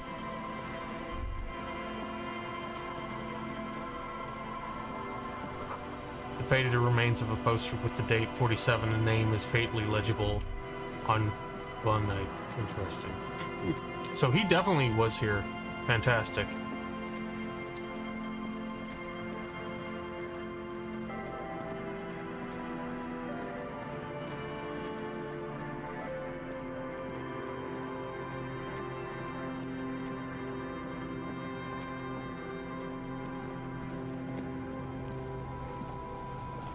A few locusts, poor things.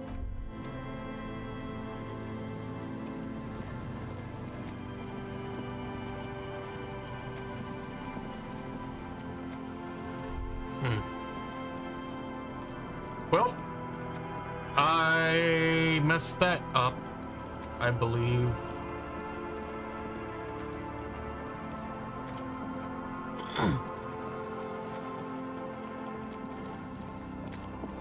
Very sad. A scattering of bullet holes is spread across the cracked wall, reaching from one corner.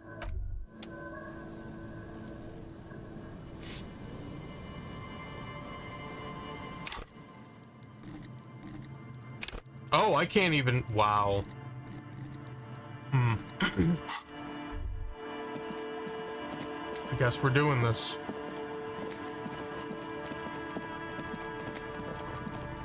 Let's go end the game, I guess.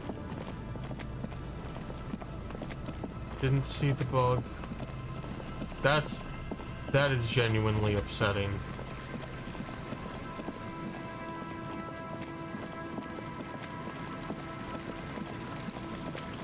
No, this way.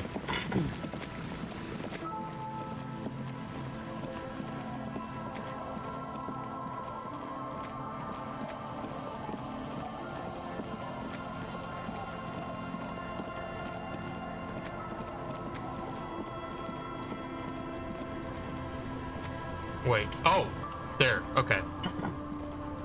How much will that take?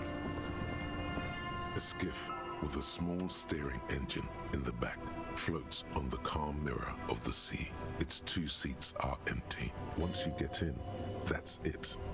One pull of the starter handle, and you're off into the bay. Have you made all the necessary preparations? Remember what the netpicker said. It's a small tank. You won't be going back and forth on this. Pick the engine, Kim. I'll hold the boombox. What? What? How else do we blast Sad FM on the way? Yeah, why not? Fine. Let's blast Sad FM then. Get in and ride to the island.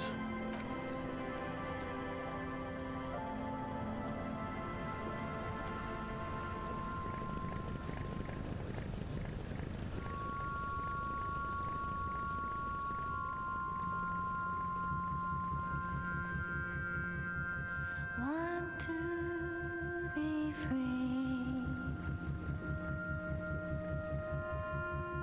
Want to be free.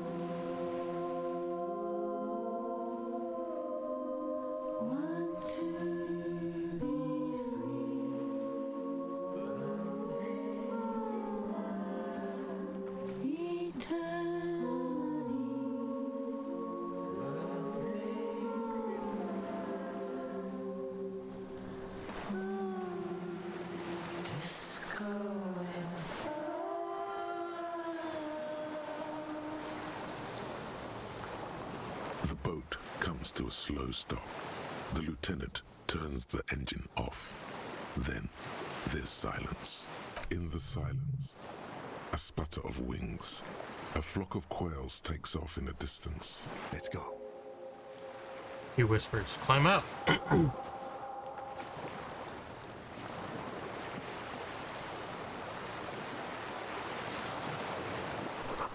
A makeshift bridge. The bombs were powerful enough to break the foundation. The rusted chain trails off into the ocean. The chain trails off into the ocean, connecting the island to the supply depot on the coast. This leads to the depot in Land's End. Ah, yes, so it seems. The lieutenant looks at the mechanism overhead. What do you think it was used for? For bringing munitions to the island, maybe? And supplies? You could also lock the bay when you raise the chain. Lock it from whom? From enemies. Enemies of the commune of Revachol. This sea fort was a revolutionary fortification, I believe. Finish the thought. Yeah.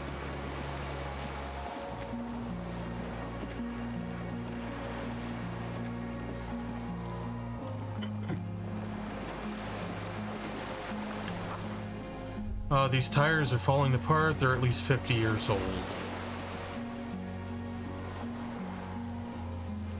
Good night. Interesting. I can't get over there.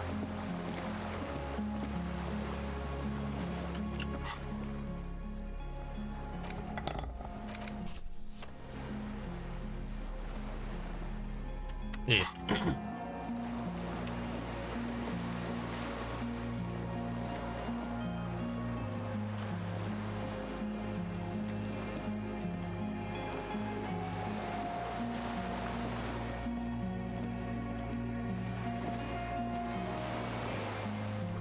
Attention, inflammable. There's a lingering trace of mazout in the air. Some fuel has leaked out of the barrel, black and viscous.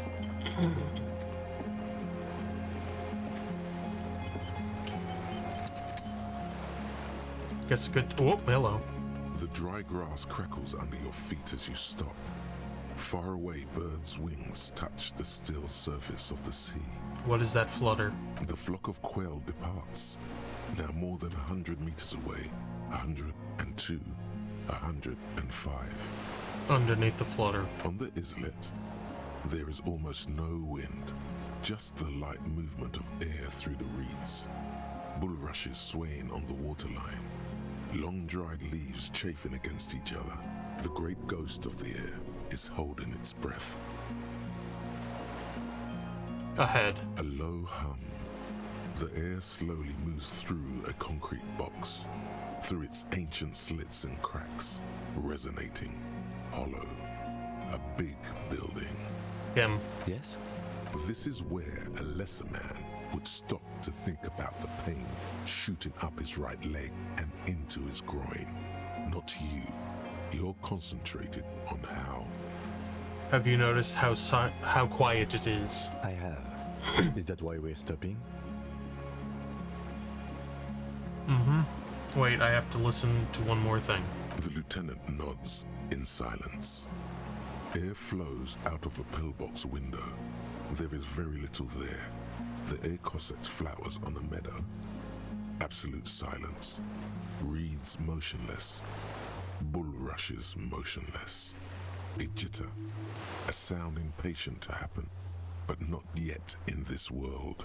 You hear some kind of limb fidget, producing an imperceptible tick. No, it's just your imagination. You can't hear such things. A silent hiss. See air moving through the needles of a pine tree. The faraway roar of the city, distant like today's dream. Before it, the sound of sand. The low tide filtered through its grains. A bird tending to its feathers.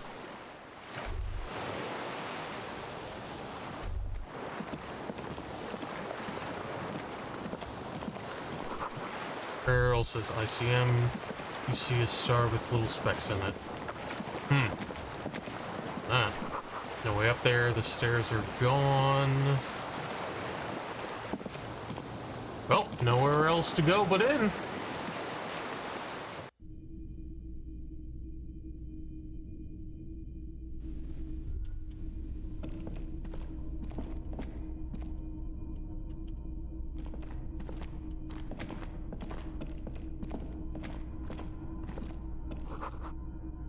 This was once an armament rest.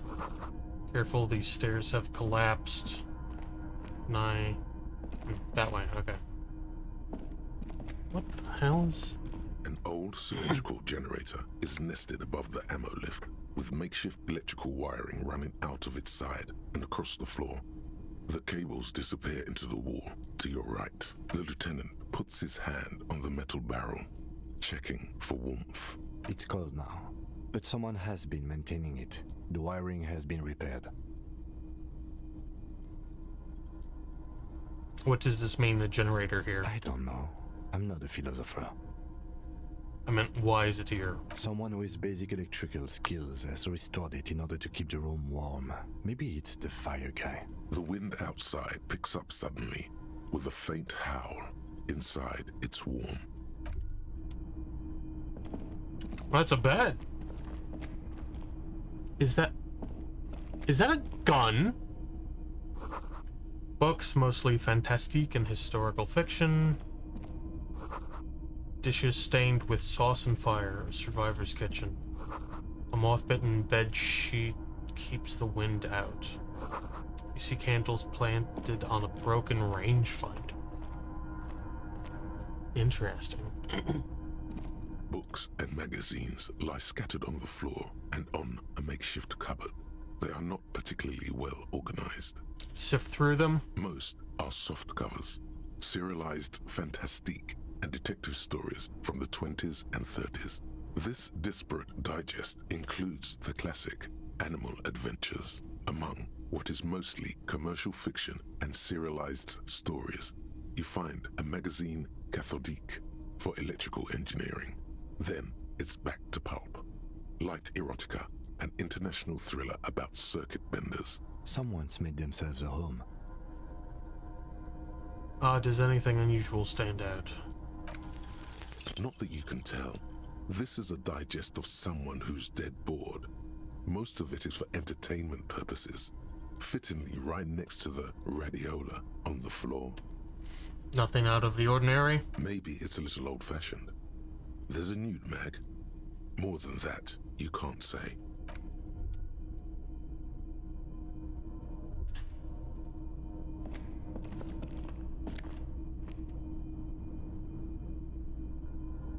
Interesting. Army surplus winter scarf. That is pretty much the same image, just like twisted slightly.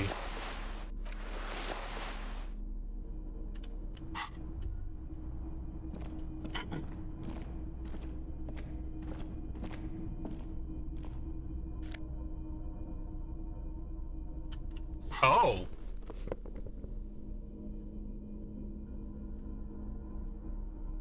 Huh. I got a shirt worth a damn now.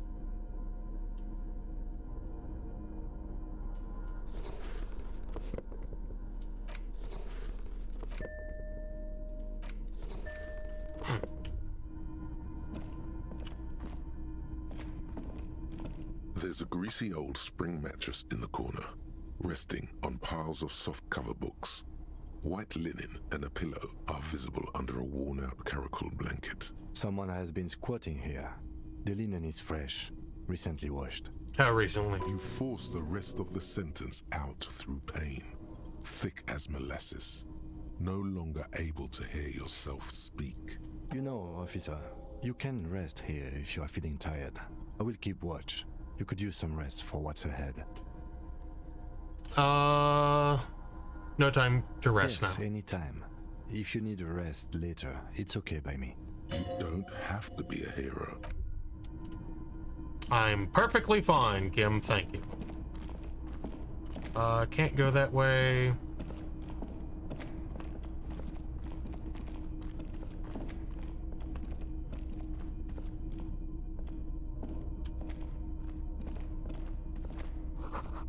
This great blast door must weigh over 10 tons. Rust peels off of it.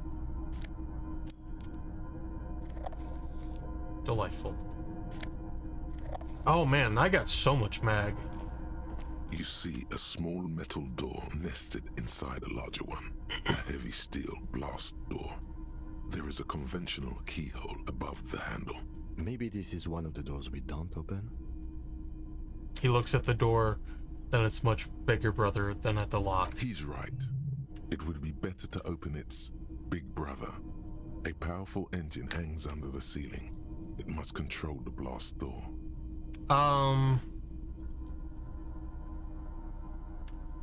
You're right. We open the big one. Do you see the controls anywhere? I think there's a console just southeast. Let's look around. Getting the blast door open seems like the best plan.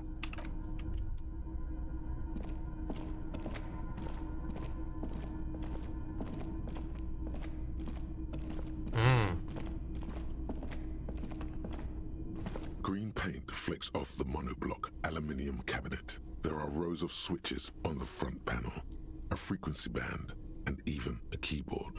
The keys rattle like teeth. This keyboard hasn't been functional in decades. What is it then? The console of an antique computation device. There was a generator upstairs with wires coming out. They terminate here. Could this open the blast door? Possibly. Urgence, ouvert, allumé, radiodiffusé. It sounds like this device was used to control the electronics here. Maybe it still does. This device was used to control the electronics in the room. It could open doors, control lights, function as a radio computer. Nothing happens.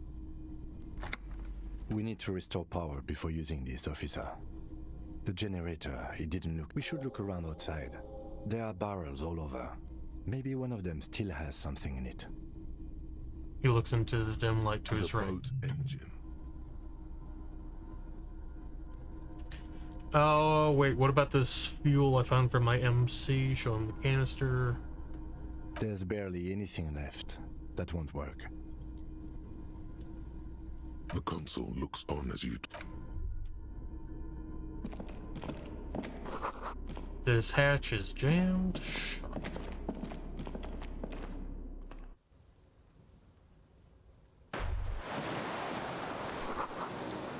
Oh, okay. I didn't want to read that anyway. It's fine. I'm not upset.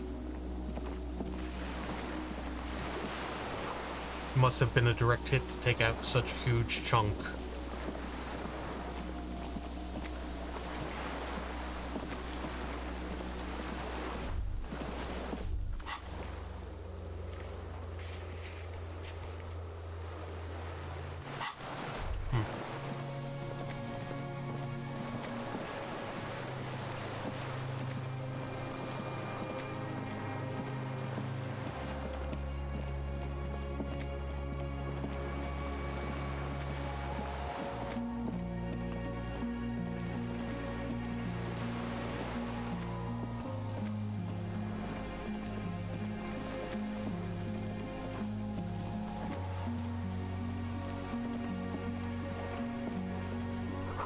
The winch is broken, rust has eaten what remains of the chain.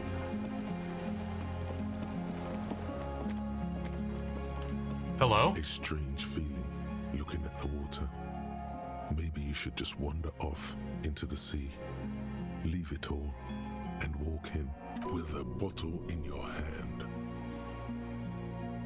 Why? Perhaps there's someone there, under the water, waiting for you, smelling of tutti frutti and betrayal. Maybe you know it's going to hurt. Raise your sight. In the still mirror of the bay, you see Martinez reflected. Tall edifices of ruins reach into the water, like shimmering towers. And the shacks too. Pine trees and motor lorries, upside down. Islets and posts, like stepping stones, lead into the water in front of you. Go. Step in. It's been too long. Shake your head.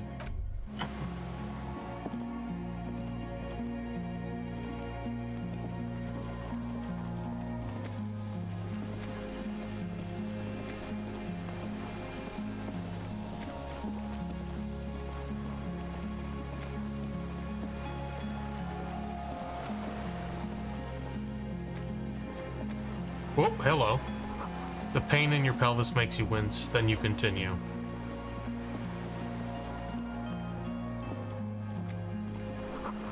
the insides of the fortress, you make out the controls and the blast door. Okay.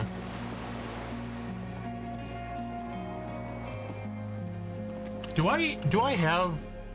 I should probably be wearing the okay, I am wearing the armor. Fantastic! Possibly the legs as well, I don't know. Hello? The depot that supplied this chain is long gone from the coast. Okay. Weather artillery map showing the coordinates of the Bay of Revachol.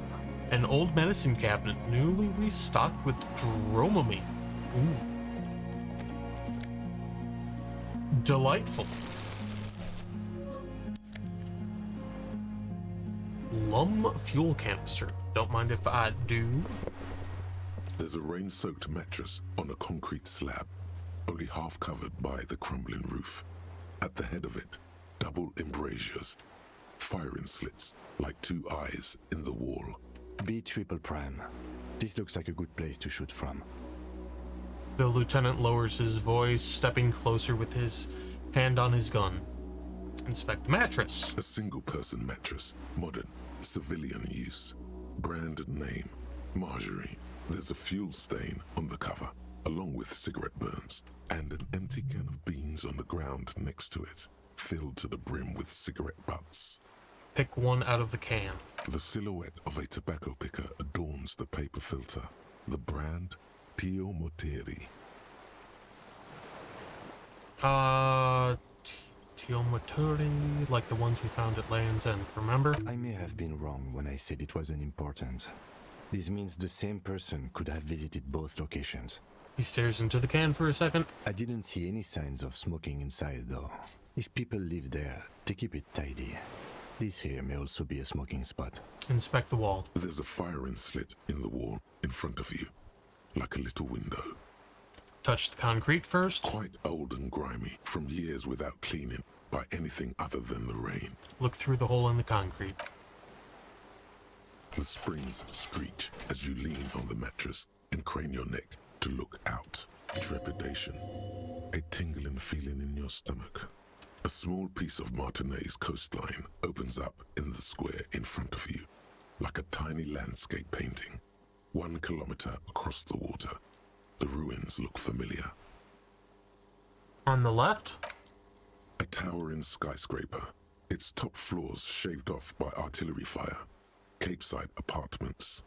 Rue de Saint-Ghislain, 33A and 33B. On the right.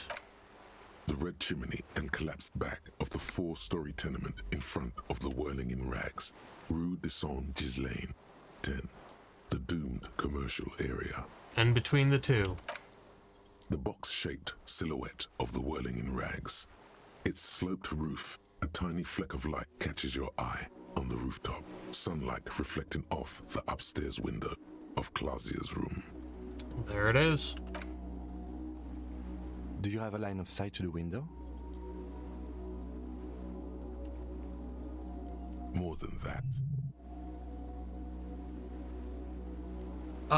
Kim, with a pair of binoculars, I would be able to see inside the room.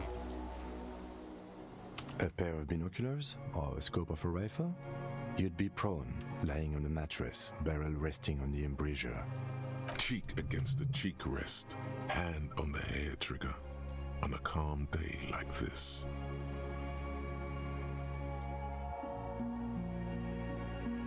I don't want to I boast. think we have it. The origin of the shot. This is the sniper's nest.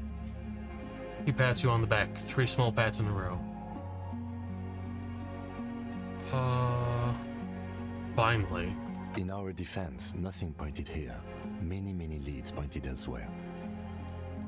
You're right. He looks north, over the fortification, then at the mattress. He's conflicted for a second. There's guilt there. It takes him a moment to rationalize it away. Could the shooter still be here? Where? On this island. He does not answer, just nods. With his back hunched, he looks around once more and says he feels uncomfortable suddenly. We should move now.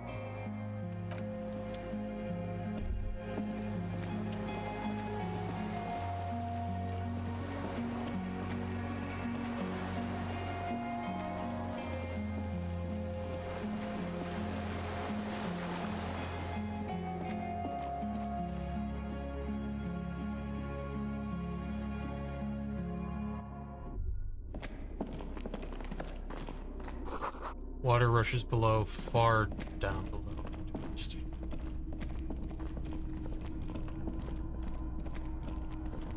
You know what? We have... Oh. Okay, never mind. This old cylindrical generator waits with its fuel. The lieutenant assists you, holding the canister up to the fuel tank as you tilt. Dark brown, viscous fluid pours out, and the room fills with a chemical smell. There's a red starter switch on the side of the cylinder and a start rope on the other side. The lieutenant flicks the switch. The recoil start wakes the old generator up. The machine sputters like an old warhorse before settling down to a rattle. That should do it.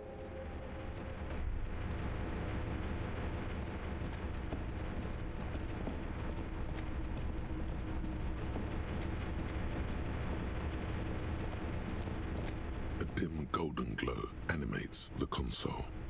Faint, like a ghost light. It's on. Turn emergency open. Automatic boot. The lighting in the room turns on with a sizzle, a dim ambient orange. The dial slides under the dusty glass, dark and silent, despite the power being on. You make out defunct stations on the UKV frequency. The words, failed insula, are written on the band. Insular. This is an off-air radio computer, I believe, used for military communications. The blast door opens with a series of clicks. A shaft of light appears, then widens as the light shines in.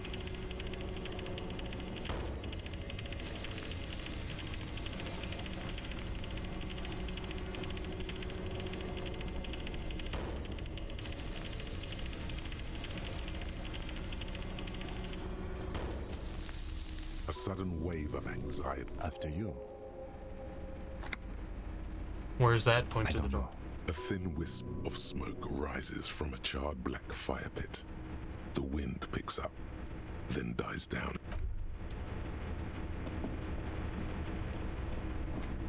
Let's have another quick glance around. Maybe... Can we shut the Jenny off? This old cylindrical... Okay, no.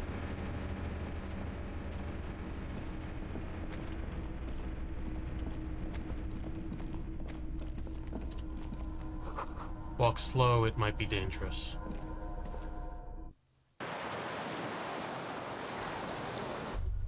Hold on, let me explore the rest of this hole. Okay, I cannot.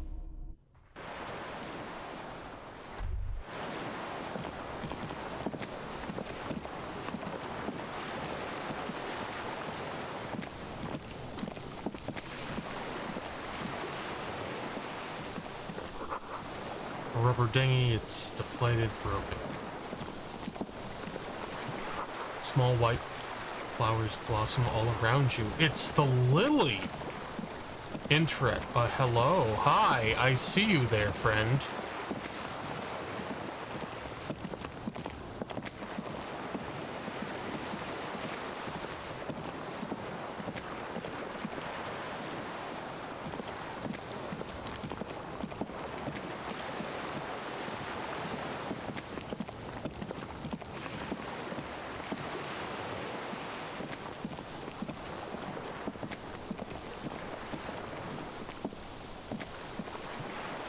Can I come up behind him?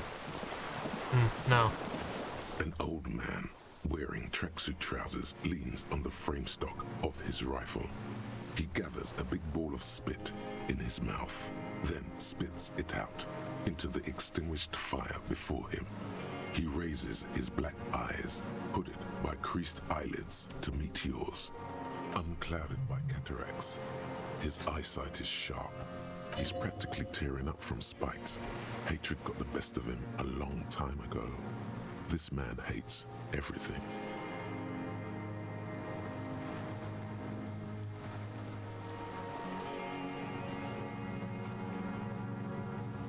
Are you the fire guy? The what now? I can't hear you. Did you recently tell 2 kids to put out their fire? 2 twins. I may have. All sorts of little rats have come sniffing around, trying to give up the position. Fire guy. Regressive bourgeoisie henchman. Can't even talk like a grown-up. This guy doesn't realize the war's been over for a while, does he? Oh no. My eyesight? Yes. Helps me see all the shit. A shudder of disgust passes his right side. His left side remains motionless. Nice gun you got there. It's not nice. It's a piece of shit. But it gets the job done. Is that a Belle McGrave? It's a Triangong 446. A Samaran rifle. How did you get hold of one? It was sent to us by our brothers in the Sinyao commune. Military aid. He pats the rifle. It has stayed true to him. He can still make it sing. Did you close the blast door? I did. And you opened it. How? I fueled the generator, then used the console. I should have burned that console down. He shakes his head. How did you know I was coming? Reactionary rock and roll music. Playing on the water. He gestures north. Told you we shouldn't play sad FM.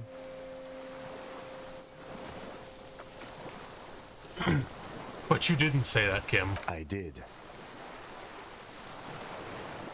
The fascists were right about rock and roll. It is degenerate, hip gyrating, mental illness music. The Sinyao commune? You heard me.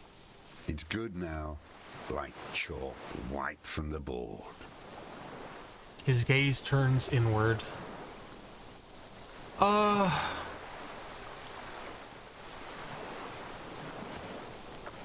with the police, you can keep the gun. But keep it down, not one move. No. The lieutenant aims his pistol square at the man's head and says, Put it down now, sir. Or you're gonna blow my brains out before you question me. To hell with it. It's a walking stick anyway. It's out of bullets. The old man lays the rifle down carelessly, then looks at it lying there. Like an amputated limb in the sand. Pick up the gun lying in the sand. His gaze follows your motions. The rifle feels surprisingly light in your hand. Frame stocked and patched in places with tape and wire. Inspect it closer. The rifle's in a shabby state, like a crutch that's seen too much travel. Hieroglyphs are embossed into the forearm, made of walnut. On the butt, you see Vespertine writing, burnt into the wood. Triangong, 4.46mm, made in Sinyao. This uses jacketed ammunition 4.46. The right type and the right calibre. The lieutenant nods, glancing at the gun. He's liking this. As he said, it's a Triangong made in Sinyao. No one said it has to be a Belle McGrave. We were just guessing. From ballistics, it could easily have been a Triangong. It doesn't matter if it was made in Shanti Shanti. All it has to do is use jacketed ammunition. And it does. Oh, thank you very much, Retnox. I hope you have a very good evening, and thank you for stopping by. Hope you have a... Wait, I already said that.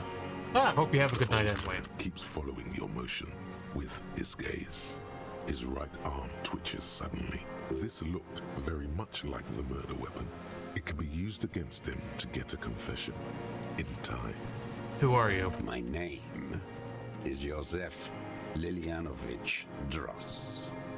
Political Commissar of the 114th Anti-Aircraft Division of the 4th Army of the Commune of Revachol. I am a deserter, a partisan, and a prisoner of war. This is my termless surrender. His eyes turn to the reeds again, dead and dull. The commune of Revachol? Do you mean the ICM? Your holdover from the...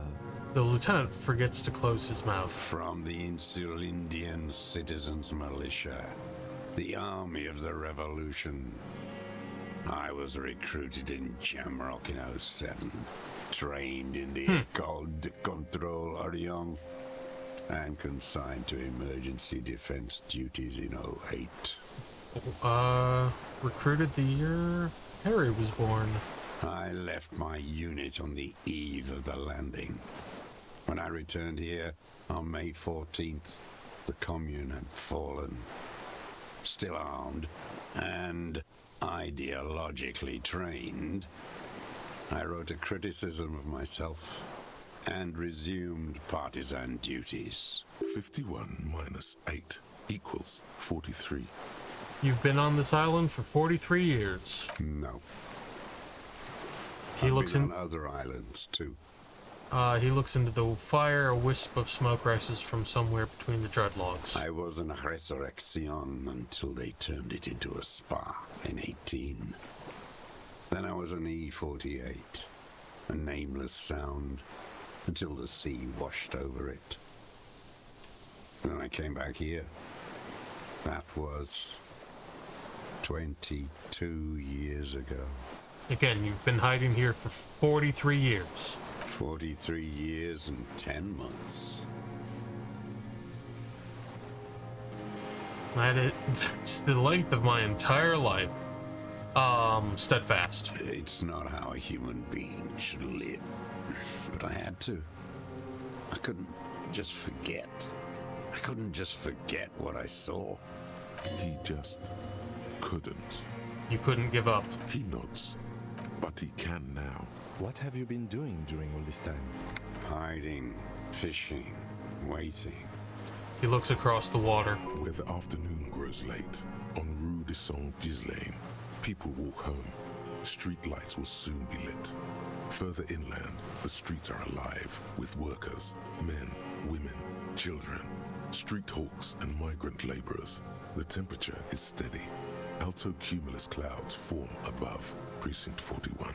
2 police officers step out of the Whirling in Rags cafeteria. Satellite officer Jean-Vic Mayer inspects giant letters across the plaza mosaic in dark red government-marked heavy fuel oil. Patrol officer Judith Minot points west. The fishing village. She glances at her watch. We meet in 15 minutes. The officers go, leaving behind the writing, still smelling of petroleum. One day, it says, I will return to your side. Always waiting. The old man turns his eyes from the shore and back to you. For what? For her to return. Her who? Girl child. Revolution.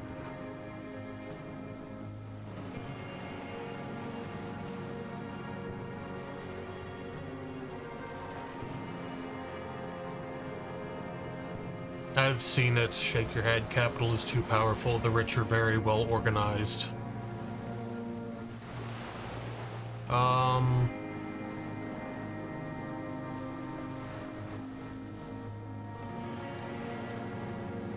They have you. The material base for an uprising has eroded. The working class has betrayed mankind and themselves. The historic opportunity for our revolution has passed. It will not come back anymore, however hard I try, whatever I do. What has he done? Perhaps a confession will lighten the load. What have you done then? Yes, what? To get things going again? Fan the flame? There is no flame to fan. There is nothing left of the world, of our dreams. You said you deserted your unit. I was just 16 years old. 15 when I volunteered. I had a lapse of faith. And of courage, too. Lapse of faith? You could say I misunderstood the historic role of the proletariat and thought Mazovian socioeconomics were fallible. For a second, I doubted the irreducible laws of historic materialism. A second is all it took. For what? For reaction to take hold.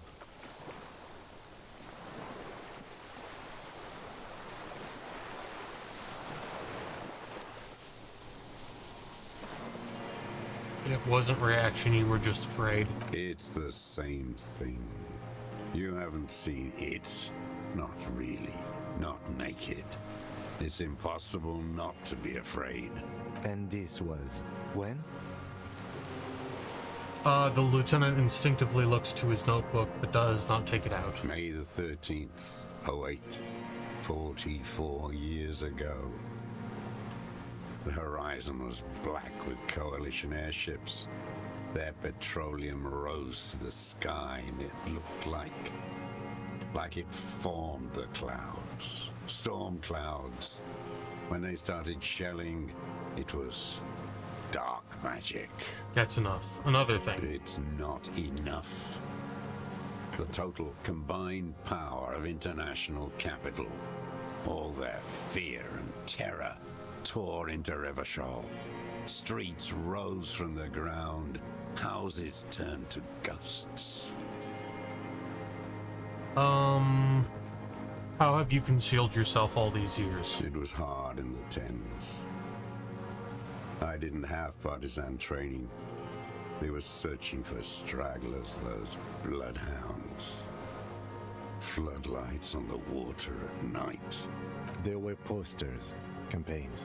We communards still hoped, and they needed to snuff that hope out. The East capitulated. Martinez and Cold City were turned to dust. But Jamrock, Forburg, even Coron, and Boogie Street, of course. Those fucking kips had Marsov coursing through their veins. And others too. Some cordons of Revachol was still fighting. There were cells. I tried to contact them. Soon they all went silent. The frequency's dead. How did you get between here and the mainland? At night, I used a dinghy. I only went after dark then. When I got to the city, I stayed underground.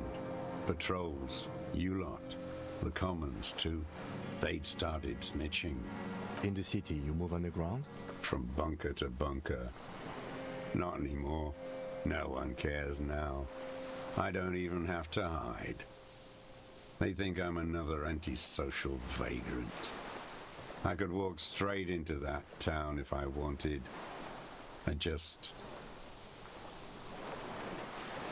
He falls silent, his gaze fixed on the shacks huddled together across the water.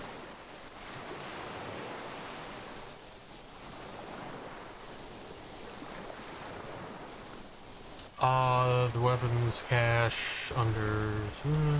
So you finally found it. There must have been a small squadron's worth of arms in there. Elmer Graves, right? He looks at you, then pulls the raincoat tied around his neck. They were damaged beyond use. I know. So you've been there? Sleeping. Some nights. Ammo scrounging on others. Those McGraves were shit, even before they corroded. Some had bullets in the chamber, however. There's a small bunker under the Felding building. Have you stayed there? The propaganda bunker. I used to, but not anymore. Propaganda bunker? They stored leaflets there. Broadcasting equipment, too. Made broadcasts, I think. Propaganda officers. I buried them with their leaflets. They killed themselves. 2 young boys. Killed themselves? A lot of our boys did. I spent some winters there. Never liked it. Kept thinking of them. No need to go underground anymore. It's better in the ruins, on the ground. One more question. Do you smoke Morty cigarettes?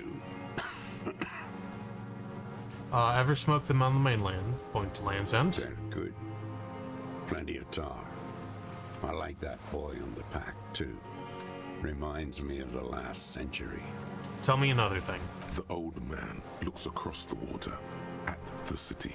The ruins, the motorways rising above it. You said this is your termless surrender. You're with the RCM, the coalition-appointed mob that enforces bourgeois morals in Revachol.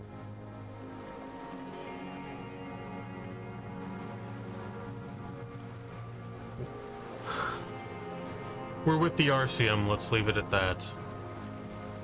Let's. You represent the Moralist International, the enemies of humanity who took this city. I represent their adversary, le Parti Communiste dans le Monde. Take me to them as a prisoner of war.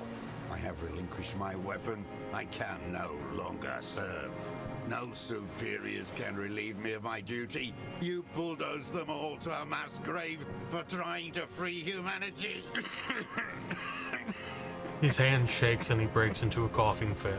A spray of blood from his mouth. Oh no. On the black charcoal in the fire pit.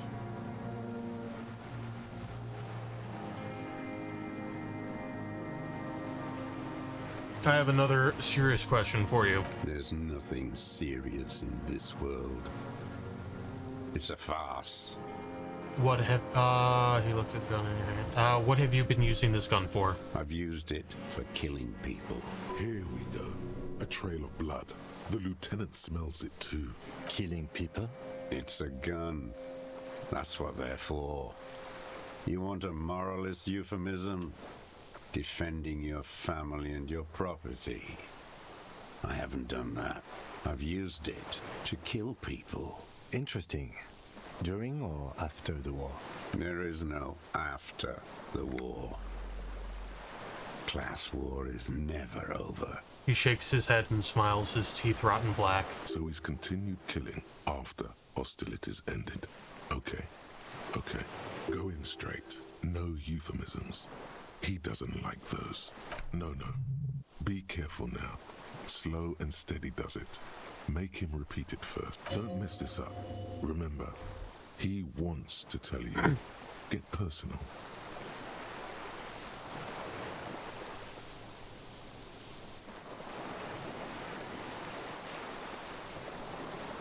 Wait, so which one do I say then? Nothing comes to you. And in them, a chill, like electricity running up your spine, crawling into your skull. What? All is not as it seems. Detective. The lieutenant turns to you with well-disguised impatience.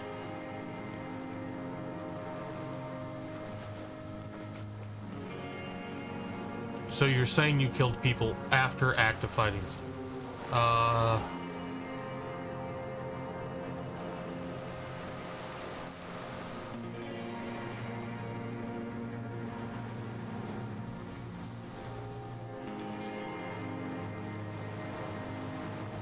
I know you want to tell me. Have you killed anyone with that gun in the last week or two?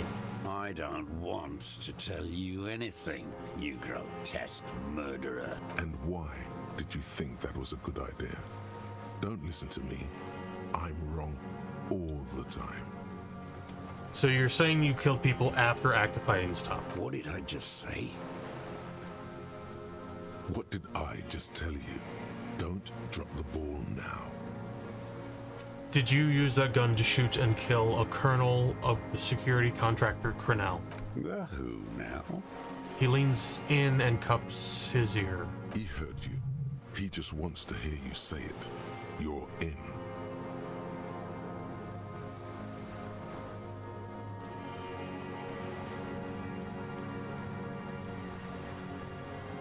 The fascist death squad who took a bullet in the mouth in the night of March 4th.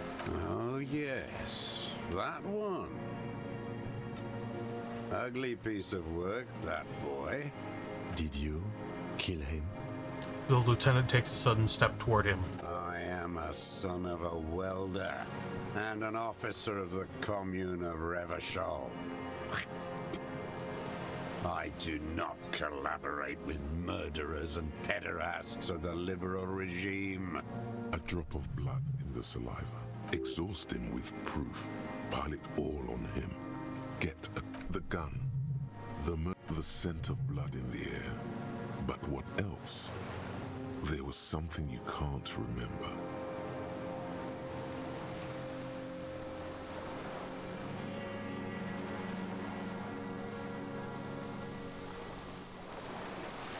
We've done the ballistics point at the tower. The shot came from this island. I saw you poking around there, looking for evidence. You're damn diligent when it comes to dead fascies. Did you like the view? You had direct visibility. There are embrasures in the concrete, specifically meant for a top follower to use. And you had a long-range rifle in your possession. The lieutenant softens his voice. You have been here a long time, Mr. Dross. Too long. You need medical aid. I'm ready to die. I've done my part.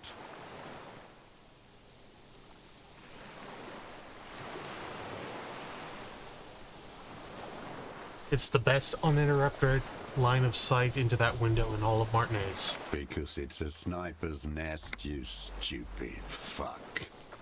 Radio Gosh is right. You have worms in your brain. Another sudden twitch, then one more in his right eye. Almost. He almost burst out there. Keep piling arguments. Anything.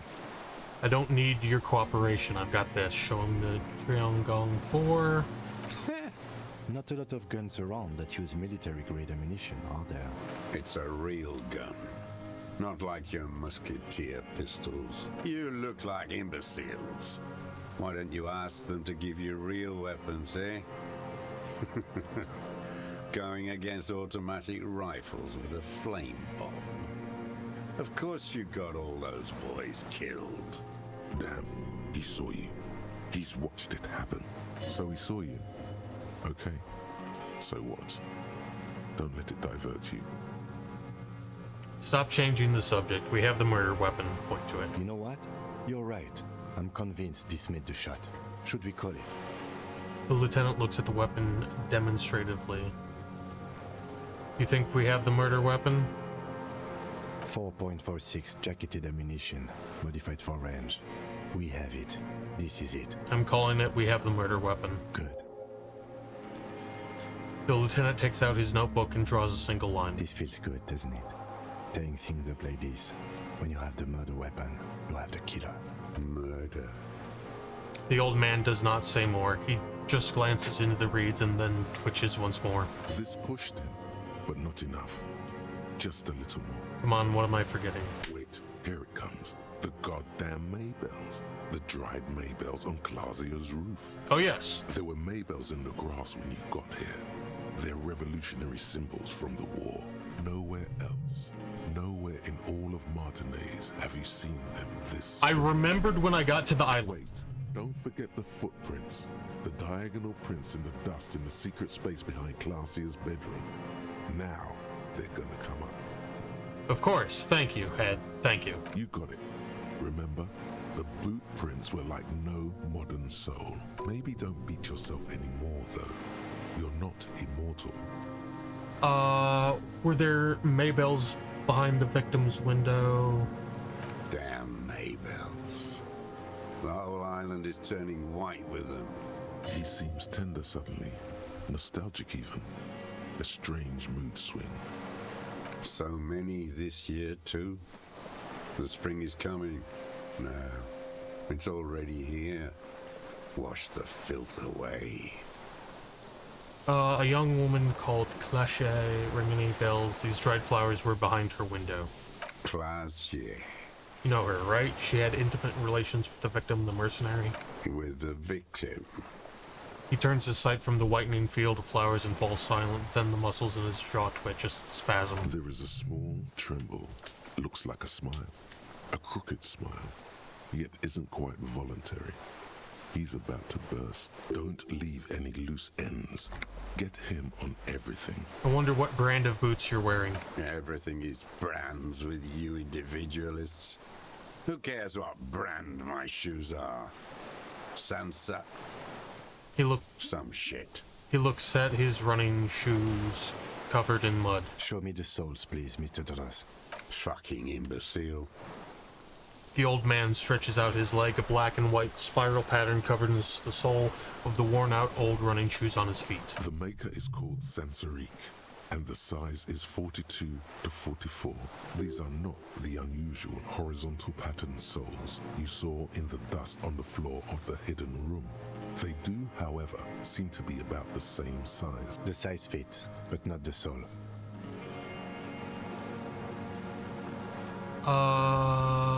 Wait, maybe it's simpler than that.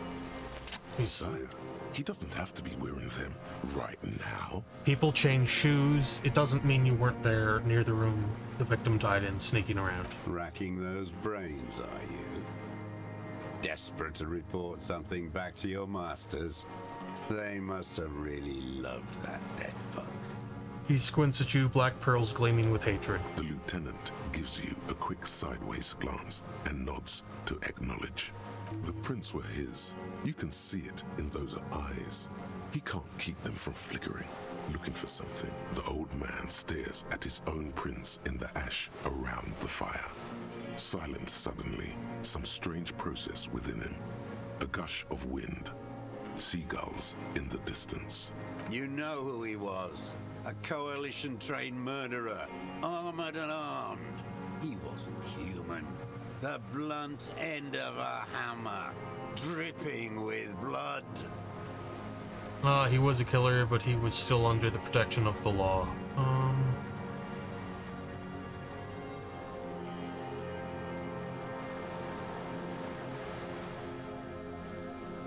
Beating us to the ground, moaning with joy.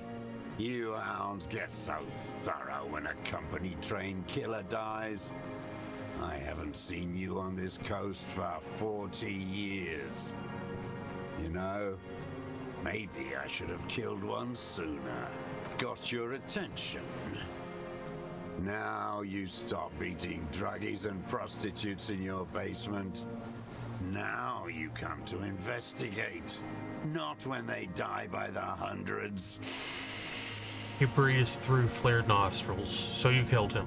Oh, the inhumanity. One paramilitary less in Revachol. You can almost see him squeeze a tear out of his eye. His fists begin to tremble from the anger. The lieutenant raises his right arm to hush you. Hush. He does not need to be pushed anymore. While the lieutenant listens, holding his breath. Hold your breath. I had them in my sights. Both of them. Him and the whore. I was breathing with them, in phase, and I pulled the trigger and flew on the air until I landed in his mouth. He begins to smile. I didn't think I had a shot like that in me anymore. I did.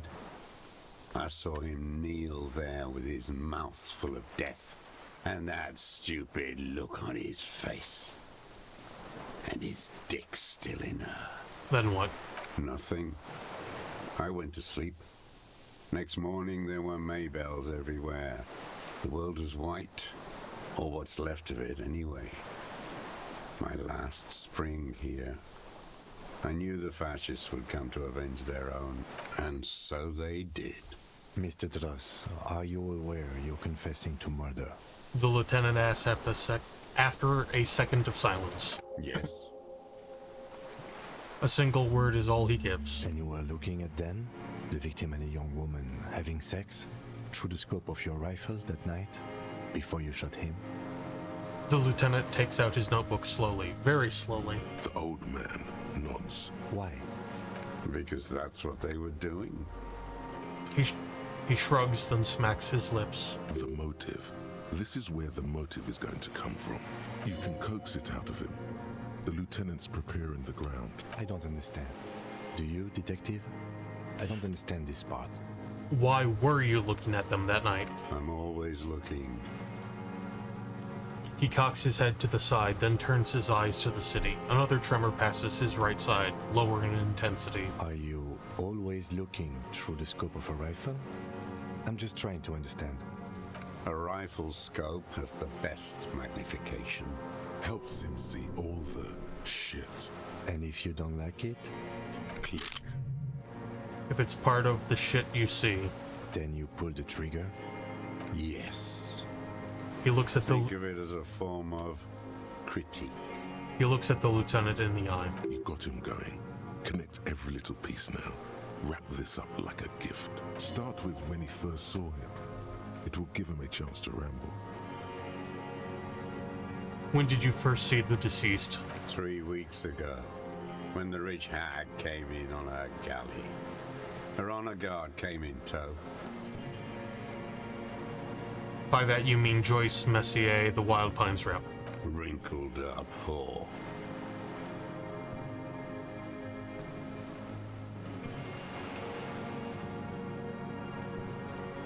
What is it with these whores and pederasts? Aren't you a communist? Black sexual morals are a bourgeois ploy.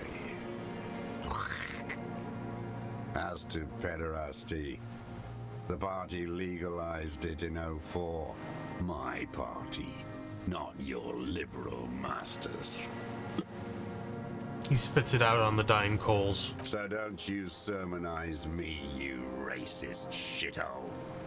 It's still bourgeois when the bourgeois does it, fiddling with their sexual organs. Some strange glandular process takes place in him at the thought, like yeast rising, and anger too, in addition to loneliness. Moving on, the victim arrived sometime after her. They moved into a deserted apartment above the roundabout. Radio equipment out for all to see. Reactionary radio playing, sloppy and drunk. I've seen their kind during the landing. Those Occidental and Mest phalangs weren't conscripts. Boys like us. They were whites.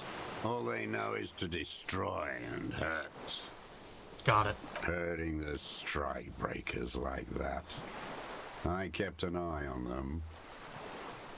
He stares inland and back at you. What specifically did you not like about what you saw the night of the murder? Them. Fucking. I didn't like that. Okay then. Splat. A bloody spitball lands on the firewood. Been looking at anything else you haven't liked? A tragic comedy. Druggies, prostitutes, and rentiers. A strange little engine seems to fire up in him again. It straightens his back. More specifically? Specifically, the whole city is a charnel house. Stripped clean and draped in neon. But Martinez is the worst. How come? Because of the racists. Everyone is a racist in Martinez. It's their favorite thing to do in the whole world. Listening to race-themed radio shows. In the ruins, in their lorries. He points inland. Pumped full of steroids and Radio Revachol 92. Race this, race that. It's all sanctioned by that Social Democratic Union and the farce of a Social Democrat who runs it. Mr. Clare. Yes, the fly larva in his container. He let some nihilistic advertising yuppies erect a statue of Philippe III, a syphilitic murderer, on the town square, to spit on the working class. Let him finish. Not since the serfs of ancient Pericarnassus has history produced a more inert social class than the Martinez proletariat. The rest of Revachol at least pretends to rebuild. These people still live in ruins, in tents, like animals, like those boom-boom morons on the ice. A pity they didn't drown in that tent of theirs. He keeps shaking his head with sorrow for the sight he missed. The worst of them is the blood-drenched Sucrion on her yacht, licking her lips. The old whore's gone now. Her gun-toting porcelain men are dead. So, actually, no. The worst is that old cock parading around in his uniform, throwing balls all day. It's not enough that the racists and liberals are dancing on our graves. The old loyalist ghouls still parade the ruins too. Every morning he's there, while the parasites he fought to protect are off in Ozon or Koyamoran, or some other island they built their palaces on, feeding on drugs and having sex with their own children. That's all the rich really want. Sex with their own children. Okay, sure. Throughout history, even the royal bloodline of the suzerain, it's all just an excuse for them to have sordid sex. We did good when we pushed him under that horse car. If only, in the 30s, those disco whores.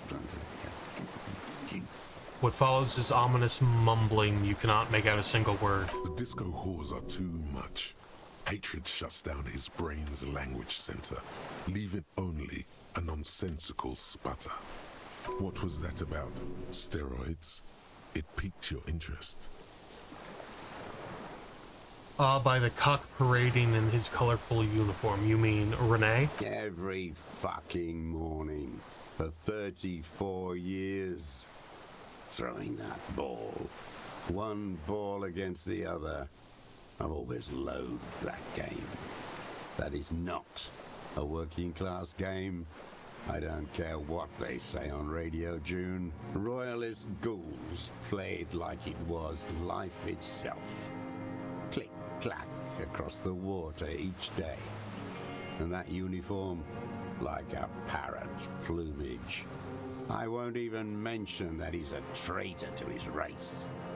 A Patank maniac race traitor. Weren't you just the one complaining about race this and race that? Whoa, whoa, let's back off before you get too agitated. What is there to be agitated about? The unholy ghoul? I love it there. It reminds me of everything we fought for. At least we killed Dafristel and his kingsman.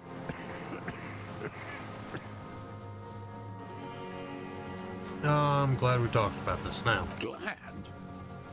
It's all gone. He stares into the dust at his feet, gray and dirty spring grass all around.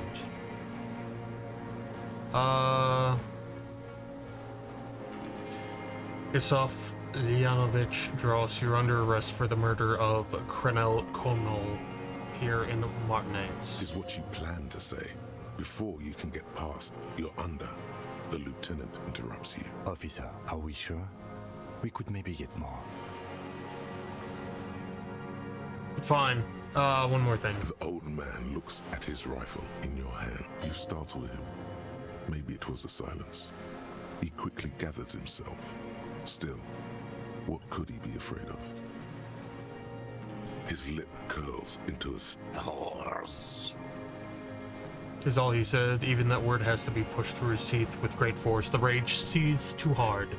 The racist on the gates pumped full of steroids. Yes, steroids. You mean racist on steroids. Oh, you mean Measurehead, right? What's your opinion on him? What is my opinion? You think the rich man has an opinion on this idiocy? Is the rich man on the radio? No. The rich man's looking at real estate and fiddling his kids, wading through the corpses. I, for one, do have an opinion on Measurehead that people need to hear.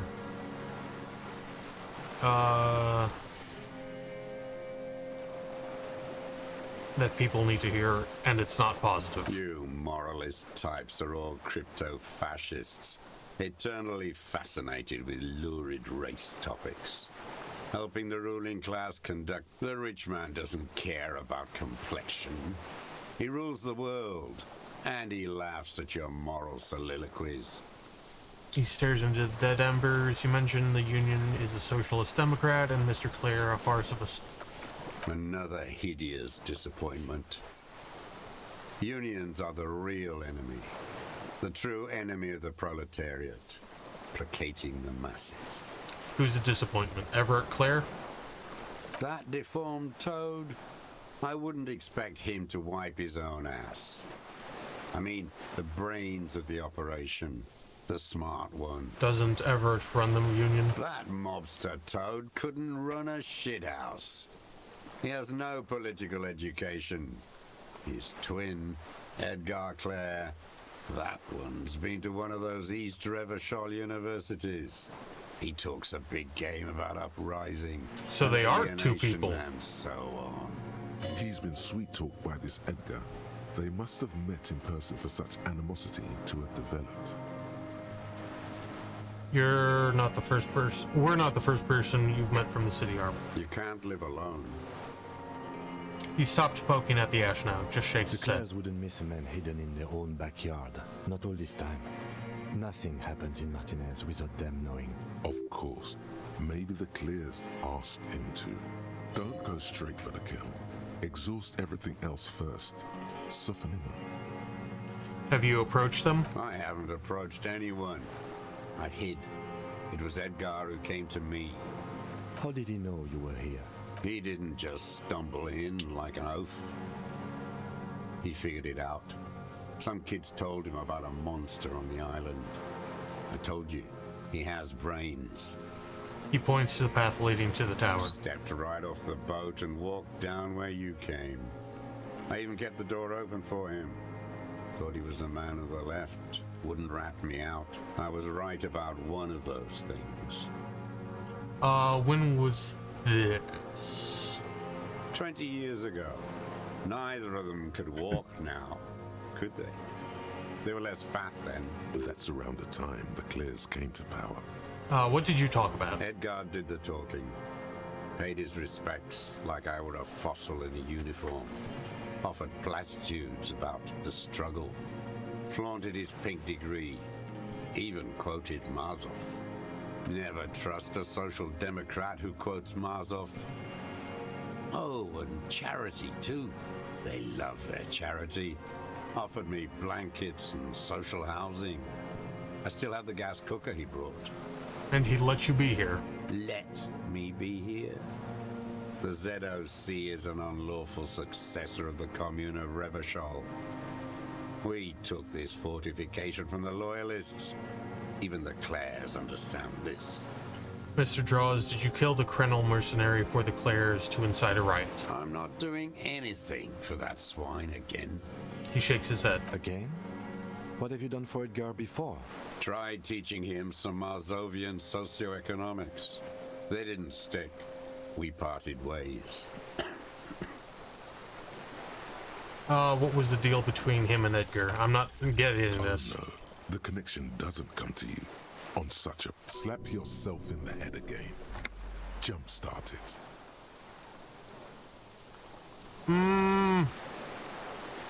Wait, it was about him meeting Edgar in a deal. By God, we are on the edge, in the very end, and you can't even remember what you're trying to connect, can you? While the murder suspect stares at you with contempt. Kim, what do you think about this, About this deal you made. The lieutenant immediately understands what is happening and turns to the subject. With Edgar, the death of the Krenel mercenary was only coincidentally beneficial to the Clares. But what about the other people you've killed for them?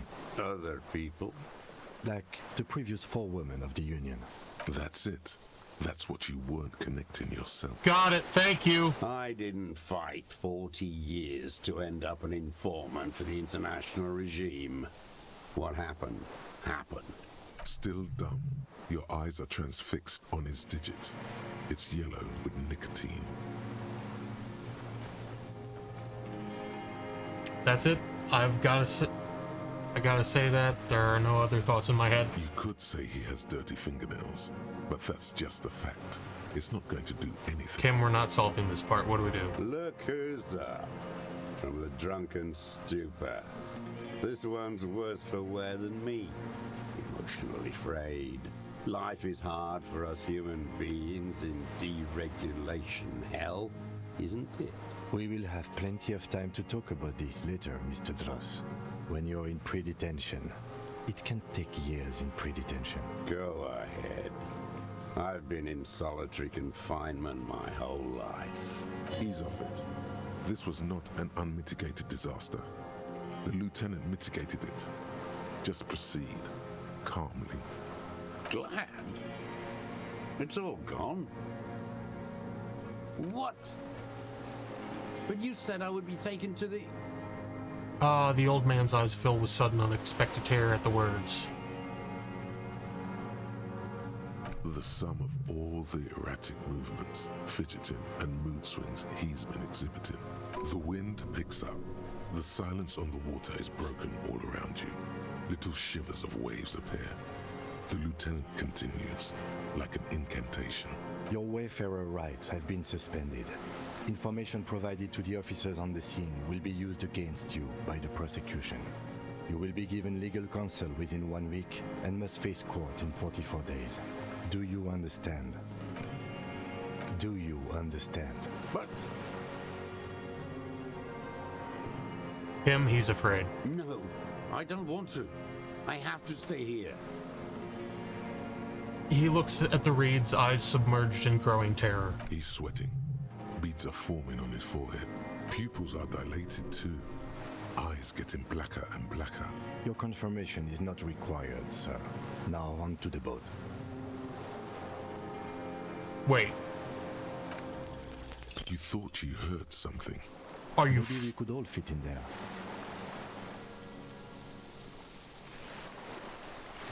Not really. We could escort him to the pier, then either one of us can take him inland while the other stays here, but...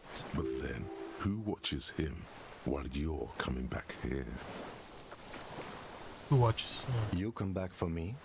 How about I go and send a boat back for you? What is this farce? This is a fucking farce. I can't. Something is happening.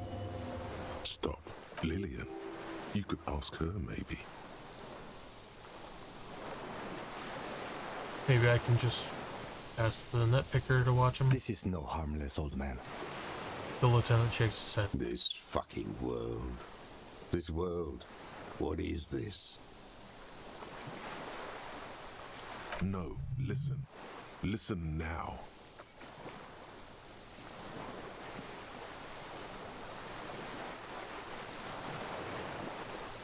How do I listen?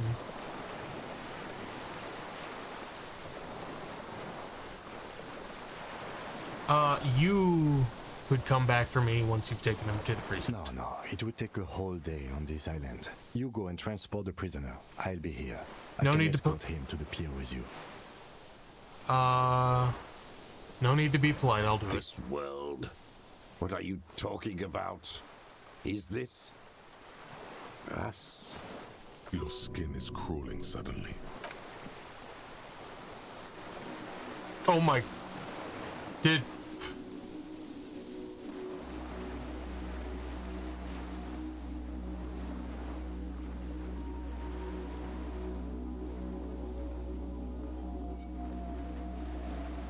I found it.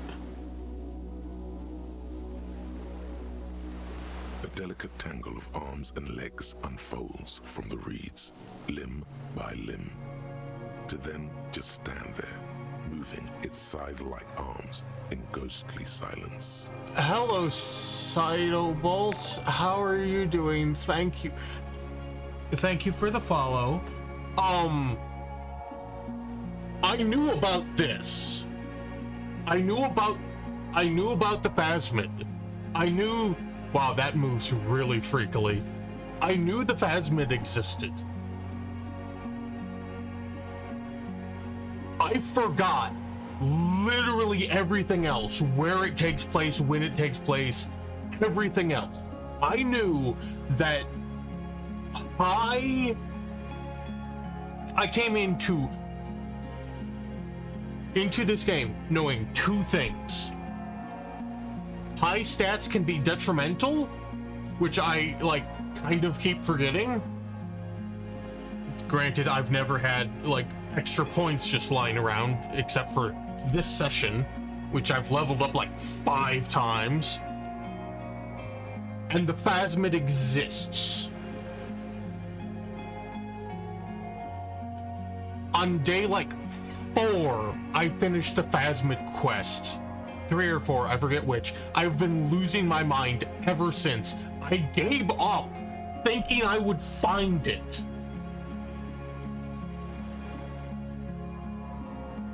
Beautiful! Blink. It's still there. An unfolding mechanism of reed-like chitin, hovering, in place. What does that point to it? What are you talking about? The old man looks at the reeds, then at you, the giant stick insect. There's nothing there. He looks confused. The stick insect is over 3 meters tall. It looks straight at you with its tiny pinprick eyes and its grotesquely small head. The music in this game is always fantastic. You feel your legs shaking under you and your gun hand move to your holster, but you don't have a gun. There is, I see it. Tell me what you see, damn it. I can't make out one small thing in the reeds. Kim, can you see it? I can see it. Oh, thank God. 4 simple words. Thank God. If he can see, then you're not insane. Okay. Volition, that is not strictly or logically true. He can see it, and I can still be insane. They are not mutually exclusive.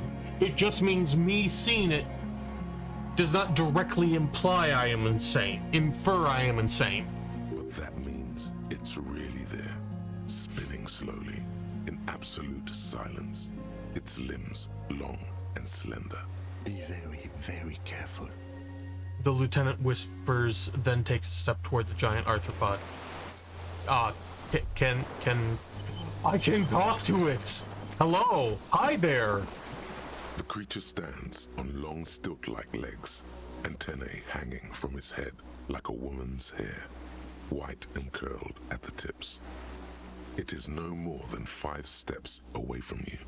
The segmented antennae move with apprehension, searching for something that's not there. Reed-like tufts stick out of its joints. As the insect moves its forearms, it produces a faint hiss, like a reel-to-reel machine spinning after the tape breaks.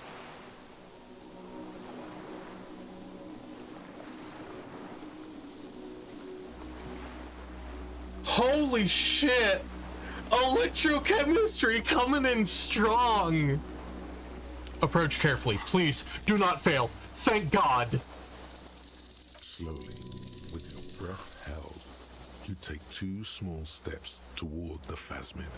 The creature lets out a series of ultrasonic clicks that swarm around your head like swallows. Like laughter, a sort of happiness. Sweat drips from your brow, soaking your chest. You reek of it. Your chemicals. Hissing and clicking, it extends its mandible-like antennae to greet you. You're right below it now, looking up at the colossal chitin of its white limbs. The head of the creature is crowned by reeds, and its eyes are like small droplets of water. The drug skill, of course, you will be the response. Yeah. Hello, I'm Harry. I don't really know who I am. No reply. A total ancient silence comes from its mouth, along with what appears to be some kind of foam. The stridulations of its limbs continue all around you. Stand. I should have saved. Stand on your tiptoes and look more closely. You were right. Little bubbles form on the mouth parts of the creature, on its segmented lower lip. It looks to be foaming slowly. The foam is white, then yellowish. The faintest smell like you've never felt before, like burnt roses. Kim, it's foaming. Careful. It may be poisonous. The lieutenant watches you apprehensively. The foam slowly turns a darker shade, like burnt caramel, as the insect moves its mouth parts, masticating. The little bubbles begin to burst, one by one, letting out that same smell, like summer burning.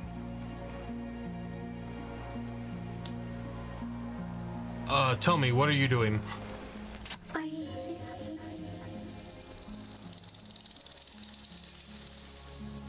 I exist too. Tell me what it's like for you.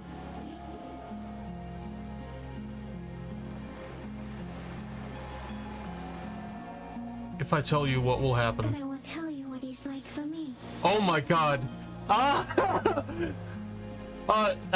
Absolutely, Sight. Actually, wait, can I open that now? Yes, I can. My build is a fucking mess.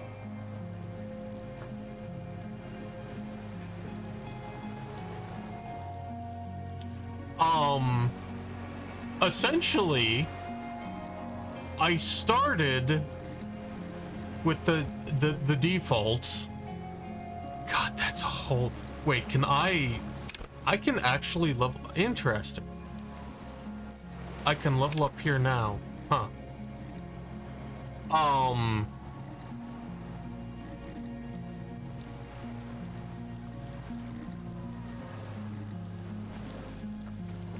My MO has pretty much been, but by the way, all these skill points, all those skill points, I have gotten tonight. Not only tonight, like on the island. I haven't gotten the helmet yet. I don't know where the helmet is. For me, it's fire burning. For me, it's... Yeah. Fire? Where?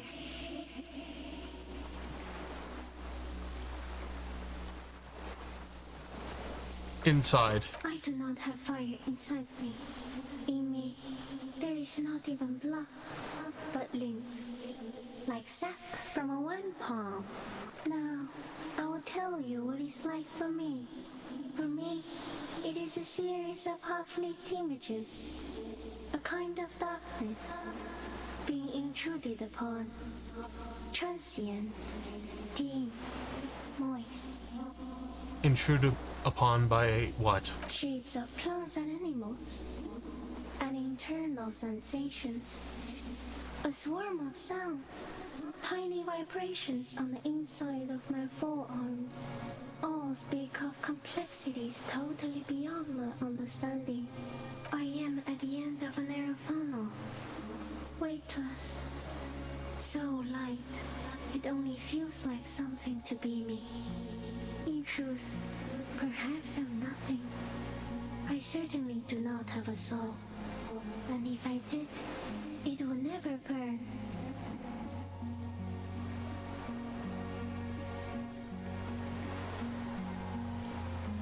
I am glad to be me in an incredibly sensitive instrument. Few of us can begin to imagine the horror of you, with all of creation reflected in your forebrain.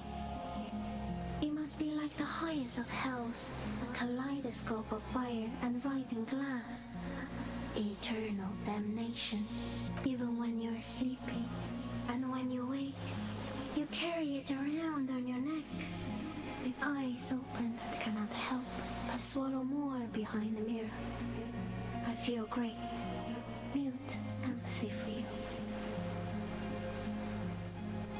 It was very disorienting at first, but I'm keeping my shit together. That must be incredibly hard.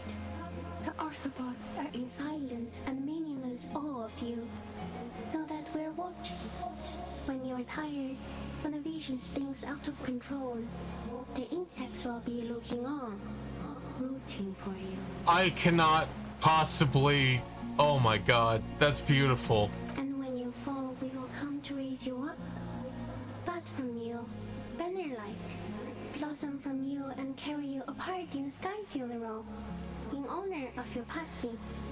But not me, because I'm just a leaf eater. Oh, I love this so much. Of your will, Lieutenant Nefetor, Oh that my you god. kept from falling apart in the face of sheer terror, day after day, second by second.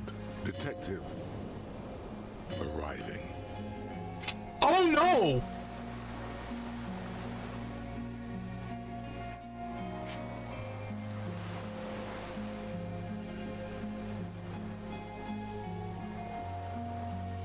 Where does this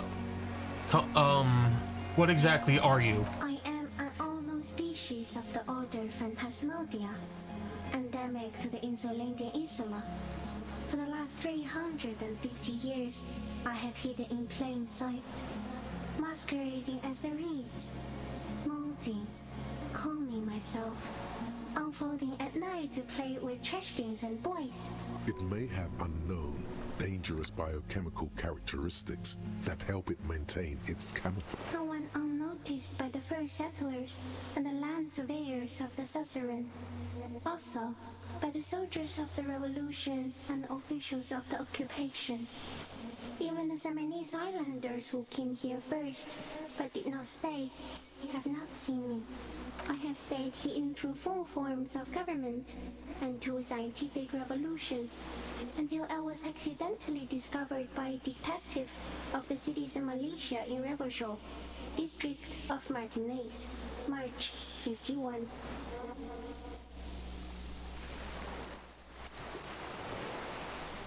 Where does this come from, all of this around us, the world? Not even the birds know that. Not even the water lily. Then all we can do is beat our fists against it day after day with no answer. You can also eat it. If you see it, you can put it in your mouth. Yum yum. Oh my god, you are the best character in this game! Oh my goodness! Oh my goodness. Oh.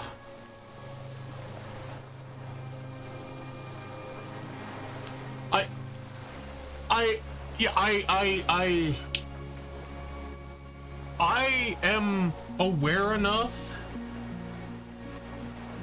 Like I got shivers previously of the 2 detectives like leaving. I don't remember when that was. I forgot to pay attention to the time, but I know I've been on a timer. And so I've kind of been like trying to like skip shit that doesn't matter. Are you poisonous? Yes. I do not have a starter display, so I use a neurodegenerative element to aid in camouflage. Do not worry. It is only destructive over long periods of time. Fantastic. The deserter. He's been here for a long time. Oh no.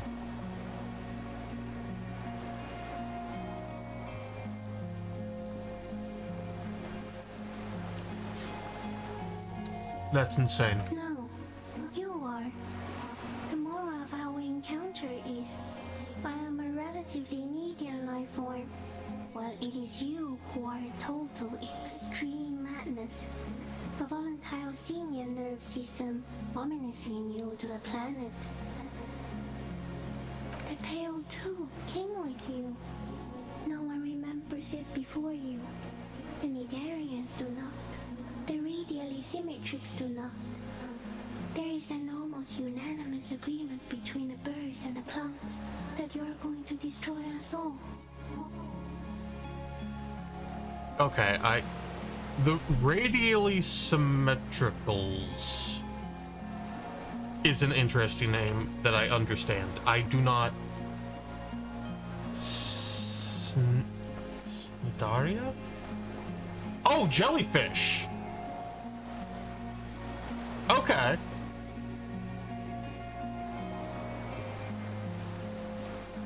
Jellyfish and oh, okay. Well, not necessary. Their predominantly their distinguishing feature is cnidocytes, specialized cells that they use mainly for capturing prey. Their bodies consist of mesoglia, a non-living jelly-like substance sandwiched between 2 layers of something that are mostly one cell sick. Okay. Huh. So yeah, jellyfish. Wait, the Pale is human-made? It is a nervous shadow cast into the world by you, eating away at reality. A great, unnatural territory. Its advent coincides with the arrival of the human mind. I don't have that kind of power. You're a violent and irrepressible miracle. The vacuum of cosmos and the stars burning in it are afraid of you. Give me enough time, you will wipe us all out and replace us with nothing. Just by accident. How? We suspect it will be something like the oxygen holocaust that wiped out anaerobic life 2.6 billion years ago, when organisms first started breathing. Only much worse. Worse how? Everything your eyes touch goes back there, behind the nerve mirror. But if you blink, are we still here? Please don't blink. What if he misplaces us all one day? Or just forget?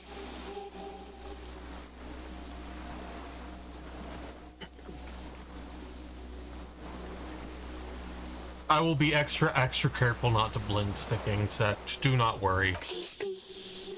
Or one day, one of you will close your eyes and sigh, and open them to see that none of this ever existed. Is this a dream? What is happening? No, you are awake. I am real. Light is forming me. This is real.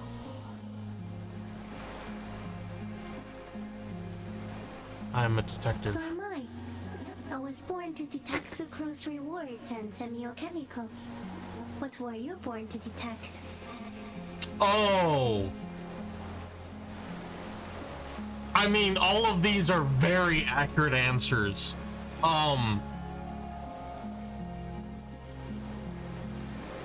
You, my darling, I was born to detect you. Yes. No one detected me for such a long time. For thousands of years. I dithered out of sight. Trapped myself in greenery. This is my masterpiece. No one believed I exist. Almost no one. Until you came, detective. Dripping off blood that smells like strawberries. Across the calm sea. The first in 1,000 years. Kim, am I having a violent epileptic seizure? It doesn't look like that, no. What does it look like? You're just staring at it.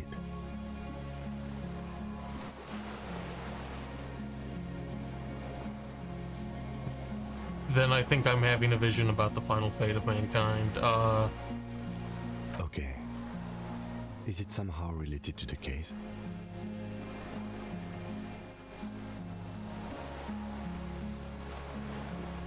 No, I told you what it's about, our fate. I think we should take a picture, and then you should back away from the unstudied species. I have to say goodbye now. I have no more thoughts. That was all. No, there is one more. Oh, don't make me choose game. No.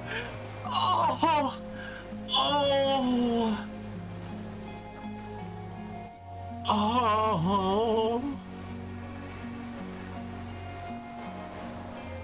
This is the greatest anguish I have ever felt playing any video game ever.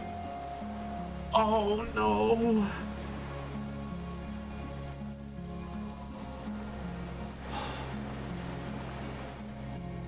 Okay.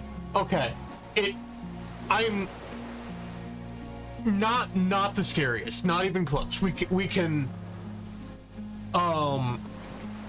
absolutely remove that as an option. Kindest. I think the kindest is Lena or Lena.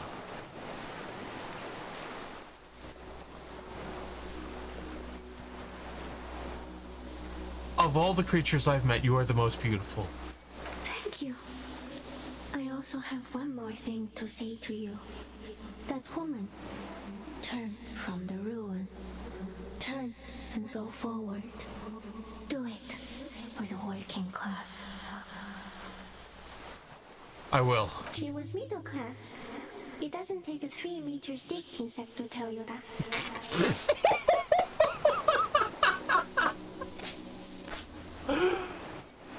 Oh shit, raise your hand slowly. The insect stops its stridulation, seeming to observe you. Below its crown of reeds, little pit suddenly. No, stop. Be afraid.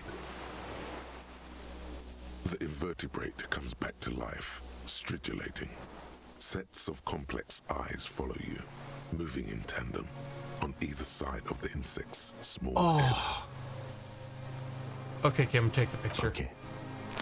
With the slow ring of metal, the lieutenant slides the lens open and raises it to eye level. There is no change in the insect's motion while it's being aimed by the camera.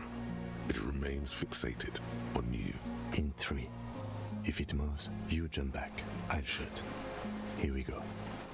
3, 2, 1. I thought he meant shoot as in like gun, and I was about to be very upset. The shrill flash of the camera cuts the air like the blade of a sword. The phasmid freezes in its bright light. Head turned toward the lieutenant, hypnotized by the flash. It stands frozen before you. I got it. You hear the lieutenant whisper as the creature's shape develops onto photo paper in his hand. A polychrome ghost of white streaks against the reeds and the sky, and you see as a shadow before it. For all time.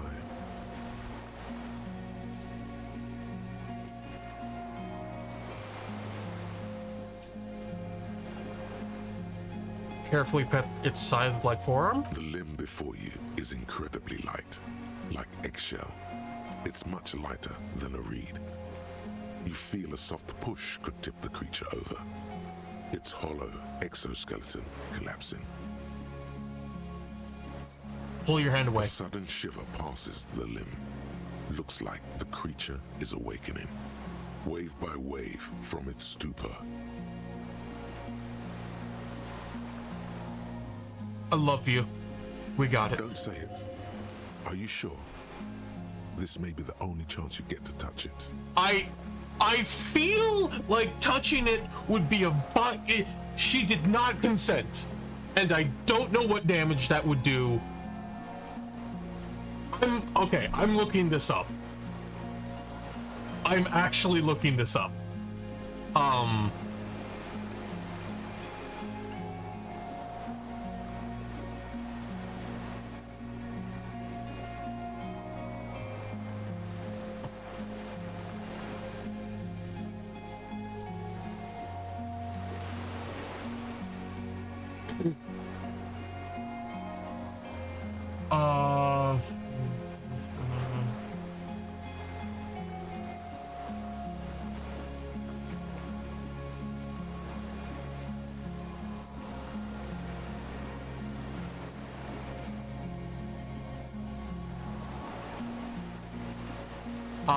This is just...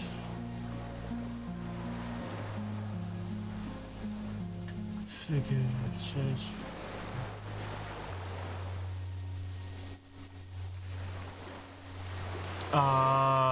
what is that?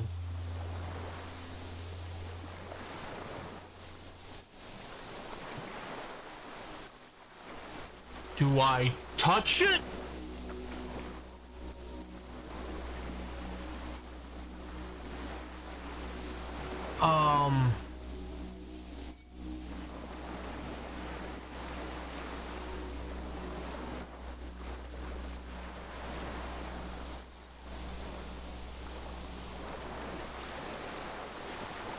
I'ma touch it. Just. Also, hello. I'ma touch it. Frozen in place. Slowly reach out and touch the creature's whisper. The antennae hang from a great height. With your hand shaking, you barely touch the tip of the left whisker. On contact, the chitin curls into a spiral, like the tip of a poison ivy. Its touch on your fingertip feels cold, ticklish. Hello, Alsugui? Alsugui? The sensation is electrifying, resounding. It is surprisingly delicate. The curly end of the whisker, like a young vine. Looks like someone's got hurt in a fight. This antennae is much smaller than the other. Be careful, detective. It's moving. Look at your finger. You were right. It glistens with some kind of moisture. The creature in front of you stays frozen. We got it. Another shudder pulses through the creature's limbs. It jolts back to life, like a record continuing where it left off, in a swaying, praying motion. Even the small black pearls of its eyes do not stray from you. Disengage slowly, leave. As you're turning away, the phasmid mirrors your movements, stepping on the water, the long limbs carrying its feather weight without breaking its surface.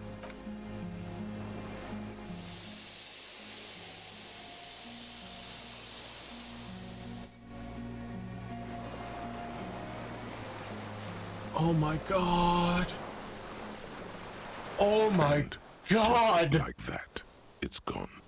Skating away across the sea's calm mirror, like a skipping stone, leaving nothing but circles on the water and something under it. In the place it stood, bobbing there, among the reeds, a collection of items. It's gone. The lieutenant looks north with his hand raised to his brow. It can walk on water? Apparently, yes. Like a water strider. Only, I've never seen anything like that in my life. What's that in the reeds? Looks like a nest of some sort. We should have a look. What now? What now? The old man behind you repeats suddenly. He's put his hand into the ash. It's sturdy and black. Some kind of strange. Our suspect is not looking so good. Nope, get in the shit.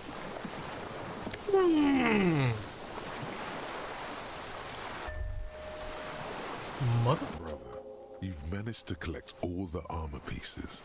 Too bad it's too late for the big showdown. I don't think this helmet would have helped me anyway. Look down at your wound. It would have looked very impressive. Still, you found it all. Now your mortal coil is completely protected. Few cops are this futuristic. At least now I'm truly invincible. Okay. And... what? Oh! Oh! Wait, what? Is that...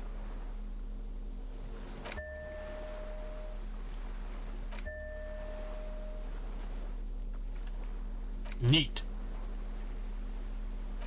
No, not that one. A common 30mm sniper scope attachable to almost any bolt action 44-6. Used as an older style non-dotted rangefinder reticle, seaweed is still stuck on the lens and it's suffered water damage from its time in the Phasmid stout. What? Why do I... what? Oh, okay. Why? Interesting.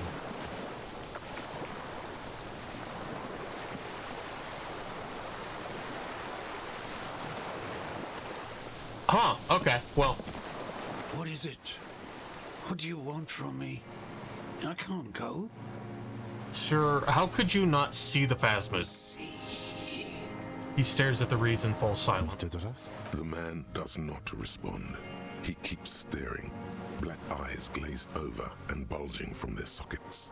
His gap-toothed mouth shaking with fear and longing, like an addict of some terrible substance. Touch his shoulder gently. The plastic cape feels coarse. A light shiver passes the man. Other than that, no reaction. He feels small and frail. He's going into some kind of psychomotor immobility. The good news is, this solves our transportation problem, doesn't it, Mr. Dross? The trembling mouth appears to sigh. Between this and the broken tire he's used for a boat, I think it's safe to leave him here, while we go and get help. It will need to be medical first, I'm afraid. Oh, what has happened to this man? Old age and shock. I think it's the Phasmid. Yes, the arrest and the appearance of the Phasmid, the combined stress. But you think it's something more than that, don't you? There's much more. Remember what it said when it spoke.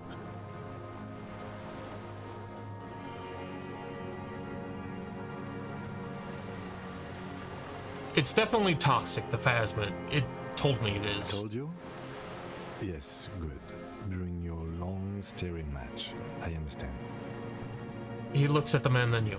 He's been here for a long time. Who knows how much of it in its company. He did seem distressed when it finally came to arresting him. Like he didn't want to leave this place. And the insect, maybe. He looks at his notebook. I have absolutely forgotten to take notes. I hope I remember all of this. This will be one hell of a report. Thank God we have the photo. We found some things in the Phasmid's nest, Mr. Dross. He stares into the reeds. Your words don't stir anything in him. Perhaps you should. Tap on the helmet on your head. Nothing. Just dulls the last embers. If Kuno kicked it into the sea, as he said he did, the ebb would put it back here. This makes sense. Mr. Dross could have picked it up. Or the Phasmid even. If it did, this is incredible. Show him the detached scope. I lost. You lost it, Mr. Dross? He turns his eyes to the reeds again, as he's done so many times. Beige and white stripes. He lost the scope. Then it somehow made its way over there. With the help of a Magpie Phasmid. The lieutenant observes the lens sparkle in your hand. This sight is a T9, Mr. Dross. Was it attached to the rifle when you made the shot? Silence. You've gotten all you will out of this poor being. I'm going to let you rest now, Mr. Dross. The plastic cape flaps around his face in a gust of wind. His back is slouched and his mouth open. The blacks of his eyes are receding. His pupils are returning to normal. The strength has all gone out of him. Just frail old bones in a sack of tracksuit trousers and a windbreaker. Hang tight. We should think about getting back to the mainland. To get help. He'll be safe here. If we don't take too long. Uh-huh. Yes?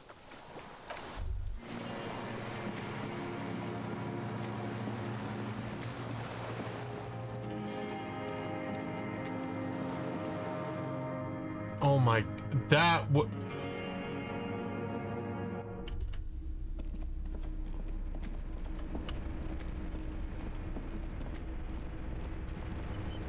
This shit was powerful.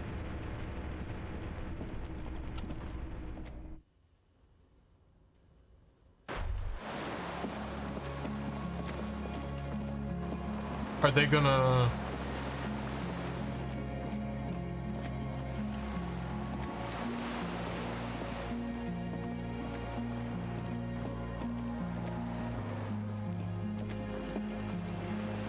I am going to check the other side of the island real quick on the off chance that the other officers are coming from that direction. Oh, whoops. I am on a railing. I cannot do that.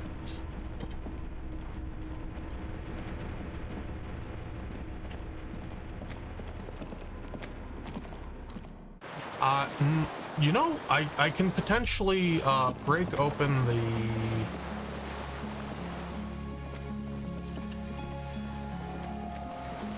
the bunker by the church. God, I have so many points. Holy shit.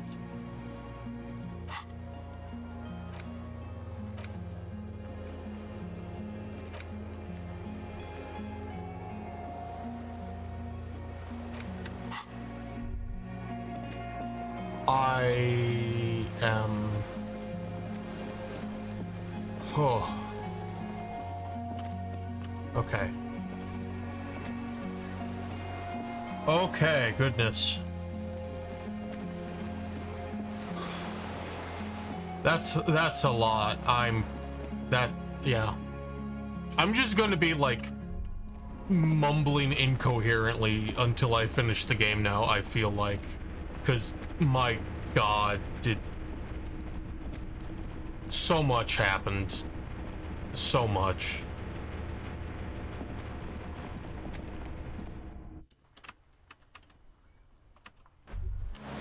Oh.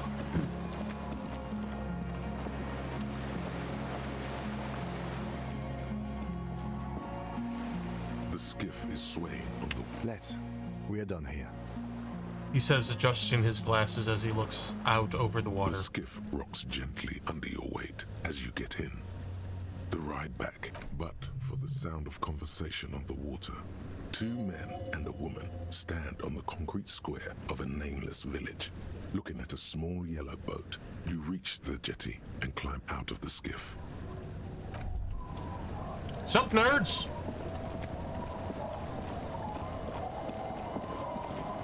Look what the tide brought him. Says the man without sunglasses. Suddenly his expression changes and he tilts his head. I want to call you a teapot, but I'm honestly kind of impressed. No idea where you got all that gear, but there's no doubt in my mind that some bad people are looking for it. Also, you look like a fucking idiot. Thank you. Whatever this is, it is completely unimportant compared to what you've just seen. Yeah, no one else seems bothered by it. Oh, Really? They don't seem bothered by it.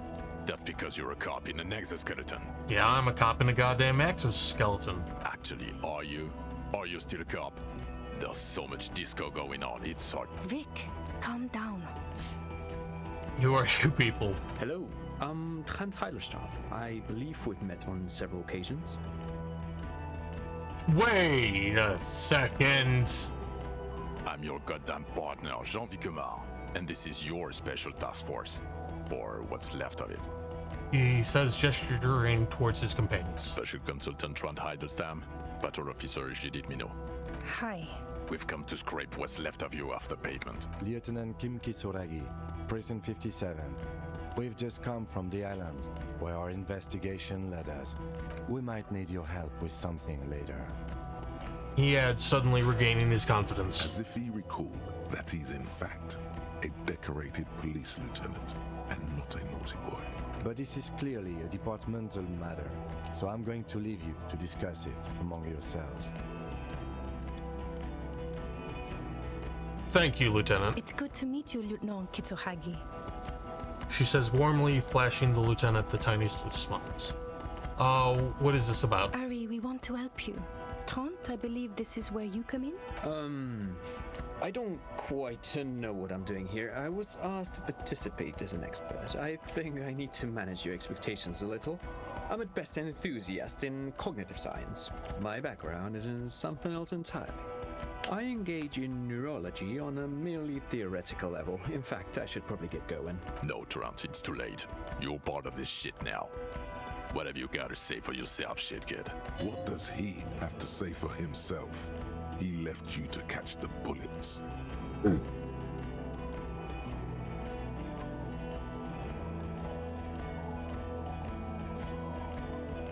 So, Trent Heidelstam turns out to be Special Consultant Trent Heidelstam. Yes, I'm Trent Heilerstadt. I never said I wasn't Trent Heilerstadt. Wait, what was up with the kid then? Mikhail? His son? What a joke. Everyone is lying to you. Oh, okay, sorry. No problem. So what are you special consulting here? What indeed? I was asked to share my take on some of the more obscure theories developed in Königstein in the 30s, like partial psychotraumatic amnesia, group personality theory. He's here to see if you're insane. He is smart. Let's move on. You mentioned a task force. Yeah, Major Crimes Unit, under Lieutenant Dubois and Vicomar. Ring any bells? Yeah, totally, I get it. Major Crimes Unit. He doesn't remember. See? He really doesn't remember. It wasn't a sick joke. At least that's good. Yeah, that's very good.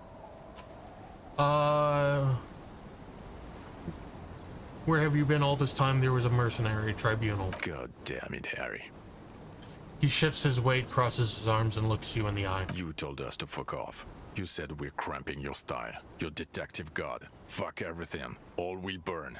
Detect or die. I don't believe I said that.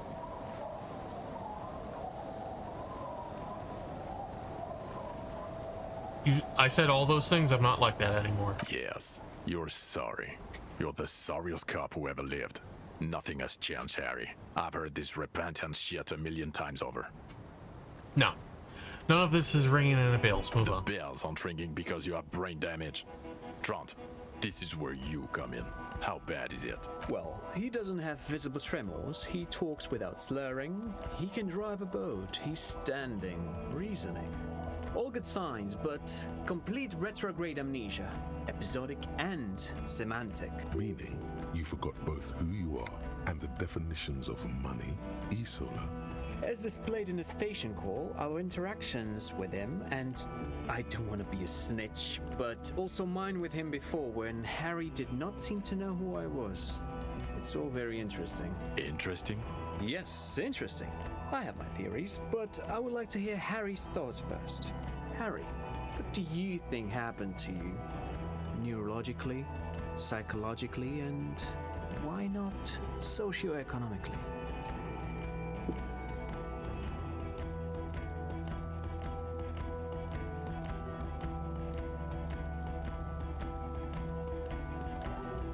Something so sad happened to me that I couldn't be me anymore. It was a defense mechanism. I drank so much I lost my memory, and now I'm slowly recovering it. He is. He's getting better. And I can confirm that he drank a lot of alcohol prior to it happening. I believe he drank. People do that, especially this one. What they don't do is forget their whole life because of drinking. But Detective Vigmer, he has blanked out before. I have? Yes, a couple of times. After some of the more serious benders. One was after the 2 drunks case, the other when we looked into that mural. The 2 cases in your ledger, the unsolvable case and the Next World mural, those were recent. Those cases were hard on you. Interesting. So at first he dipped his toes into it, prepared. That's where he would have gotten the idea, yes. Practice. And then he used alcohol to get there, so to speak. What do you mean? Well, here's my theory. What if this is an absolutely normal reaction to the world we're living in? What if this is not a significant anomaly at all? Something to be explained, approached as a defect? Look at the sensory input here. He gestures toward the scenery. Look at the ruins, the neon. Listen to the radio, the multitudes, the people. Live here for 40 years. As a police detective, he's like a magnetic reader on the world tape, to borrow a known metaphor. Harry's been pushed flat against it. Total input, hardwired to the free market. He just needed for it to end. Okay, Trent, thank you. That's absolutely meaningless. I'm glad we brought you. Will he or will he not be able to work in the major crimes unit? Is he a cretin now? I want to know that. He's not a cretin, and he is able to do work. If not in his previous leadership role, then as a line detective.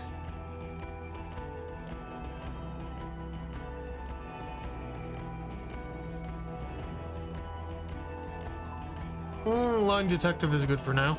For now? I misphrased my question.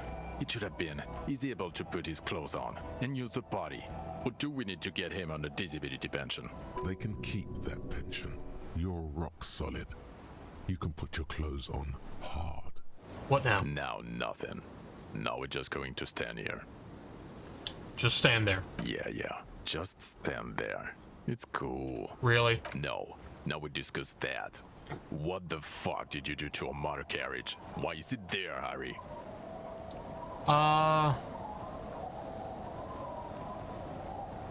The time had come to kill. I drove it into the ocean when I was drunk. Ah, so refreshing. He just admits it. Thank you for your honesty. Thank you for destroying 45,000 real of police property that's coming out of everyone's payslip. Kim is in fact alive. Also, gee, you missed it! You missed the best part of any video game ever. It doesn't matter. Your badge, Harry. Show me your badge. I got my badge right here. Show it to them. In a rush to demonstrate your badge, your eager fingers can't sustain a grip on the smooth plastic, and the badge slips out of your... Oh shit, I got it. Not today, badge.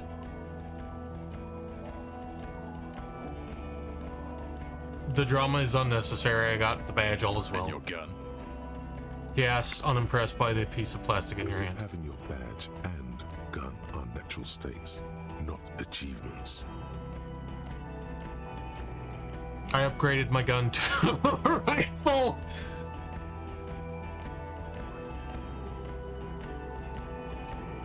Present the trading gun 4.46 rifle. Upgraded it. I don't care about your weapon mania, Harry. I only care about your official sidearm, which you lost. Yeah, I don't have that. I don't have my sidearm. I knew it. I told you it didn't. This isn't cause for celebration. It's... Oh, I would say it's very bad. You're drunk like a bum, Harry. Please, put the stolen rifle away before you kill someone. I'm not drunk. I haven't started drinking again. So you forgot to drink? I don't buy it.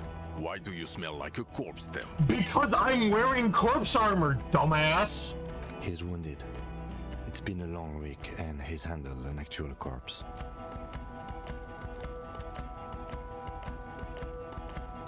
None of this matters. My odor situation is meaningless compared to what I've discovered. Yeah, I've handled an actual corpse. I don't believe you. You're drunk. You let a suspect escape, a certain Classier, because you were too drunk to assess a flight risk. We've read the report, Sari. Lieutenant Kitsuhagi's. We know. Not taking her in was the right thing to do. She gave a vital clue that led us to the island. Yeah, let her go as an as. That was a small detail in a huge case you know nothing about. Doesn't matter. None of it did. I let her go as an act of mercy. Oh, well, if you let her go, I'm not even gonna get into the other suspect who escaped. Or the fact that you very likely sold your gun for booze. That's peanuts. That's nothing. That's a humorous anecdote. Compared to the 7 people who were gunned down, the streets are literally red with blood, Harry. It was fuck. He did everything he could. We did everything we could. The company hired and vetted mercenaries. Lieutenant Dubois got between them and the locals. Here comes the cavalry. He did so at considerable risk to his own life. He was shot and survived only because of his armor. We stopped an execution, not a negotiation. The loss of life was minimal compared to what it could have been.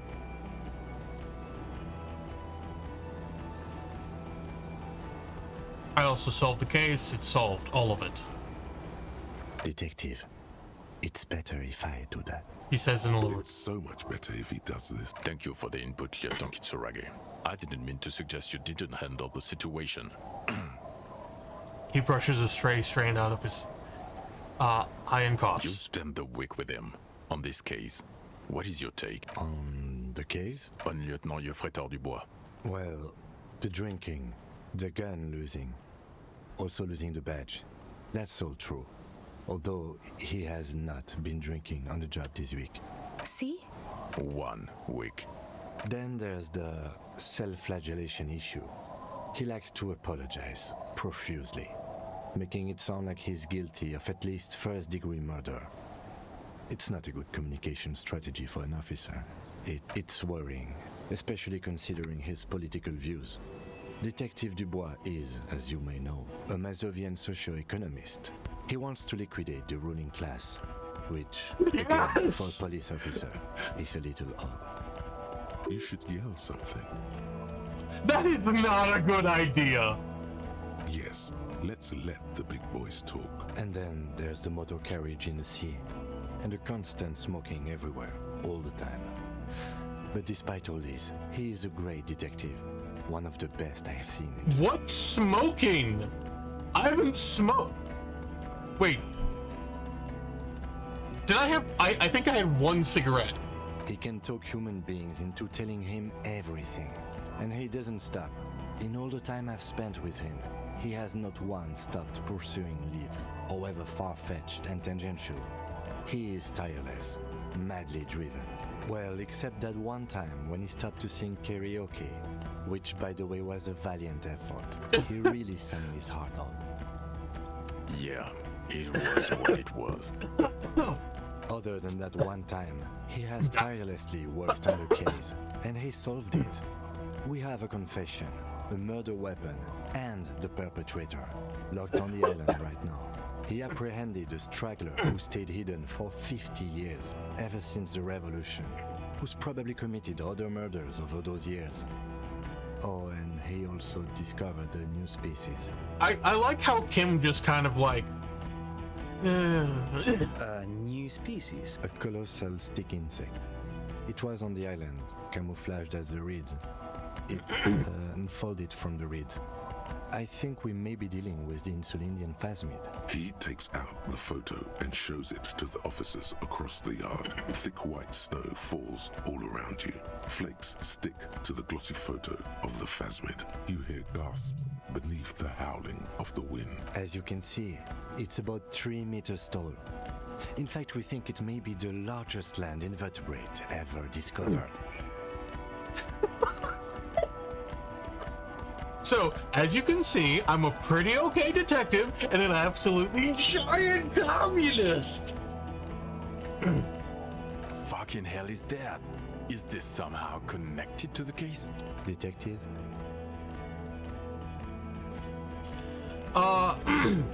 Yes, I believe the pheromone it emits may be responsible for the killer's mental degradation. The old man was not aware of the phasmid's presence.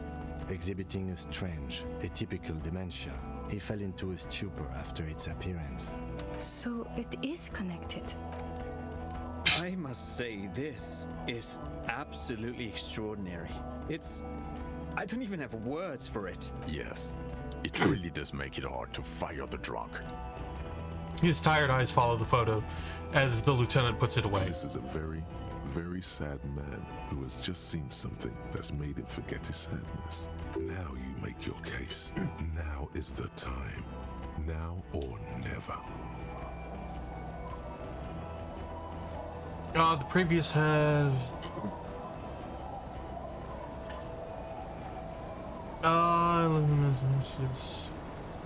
the previous head of the... was assassinated by our killer. This is a conversation for when we are no longer out in the open. In Martinez, where Evrard and Edgar Clare have ears everywhere. The lieutenant lowers his voice just a little. Understood, of course. But a case against Everard would be big. Pardon me. I would prefer not to partake in anything union-related, for political neutrality. The consultant too has lowered his voice. I also started a nightclub in the church. The killer, Lilianovich Strauss. We have a strong motive for him. Lilianovich, a revolutionary matronym. Revolutionary metronym. The custom started in Grad, where they have patronyms: Krasovich, Lasovich, etc. The revolutionaries saw this as a chauvinist atavism, so they used matronyms, derived from the mother's name instead. Interesting. This man's mother was Lilian. His Lilian's son, Lilianovich. The custom was overturned after the revolution failed, but not before it made it to Revachol. So, it is what a soldier of the ICM would be called. Thank you, Trant. Thank you for that piece of cultural theory. You said you have a motive? Of course, excuse me, I just thought it was noteworthy. He killed the mercenary hoping to start a war between the company and the union. And it worked? He got a war gun? Yes, until we stopped it. He saw the mercenary as an ennemi combattant. There's plenty for prosecution to pick from, as far as motive is concerned. Also, we have ballistics from the gun, matching the bullet found in the dead mercenary's head, and 2 officers on the scene that Mr. Dross confessed to. It's a clean win. It's way more than that.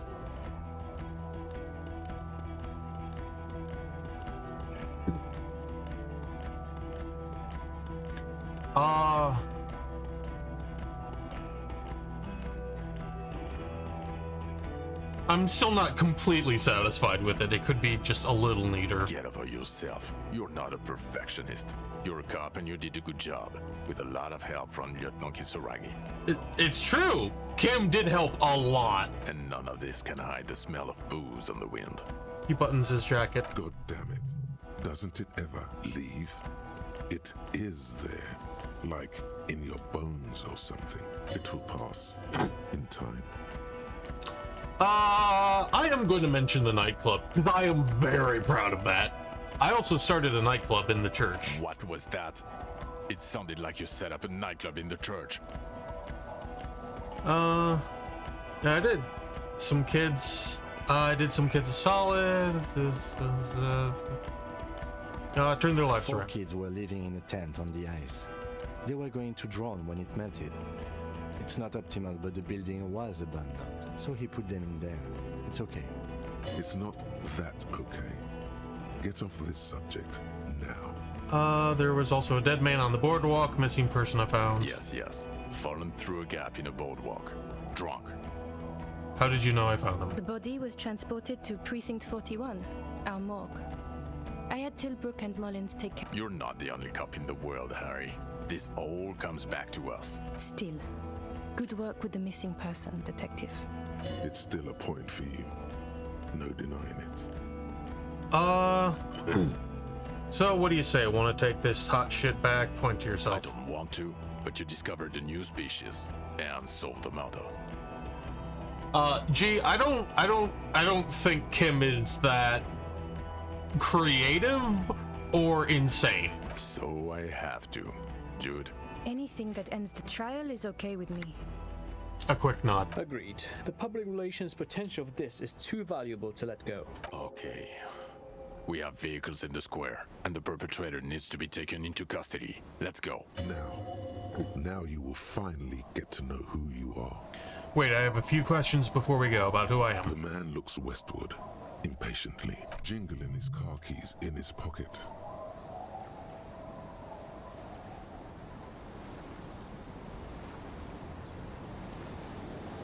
Lieutenant Kitsuragi, what will you do now? Well, first I will go back to my station and write the most detailed report anyone has ever seen. It will have to be good to cover all these. Then I will have a serious talk with my captain. Detective, we just stopped a small-scale war. Something is happening to Revachol. He pulls up his collar and looks around, the cold spring light reflected in the lenses of his glasses. I don't know what yet, but it's going to be a hard spring for the RCM. We need to get ready, infiltrate, investigate. Want to do that at Station 41? Talk to Captain Price? I'd rather not ruffle the feathers of two captains with my doom-mongering. No, I meant investigate. Come work in Precinct 41. Work with Price? I'm flattered, but I don't know if I... Would fit in. And crazy enough. Can take the stress. He doesn't know how to finish the sentence. This truly came as a surprise to him. Not a bad one, but he's at a loss. Flattered? You're Lieutenant Kitsuragi. We would be flattered if you even considered. I would have to tie things up in GRIH first.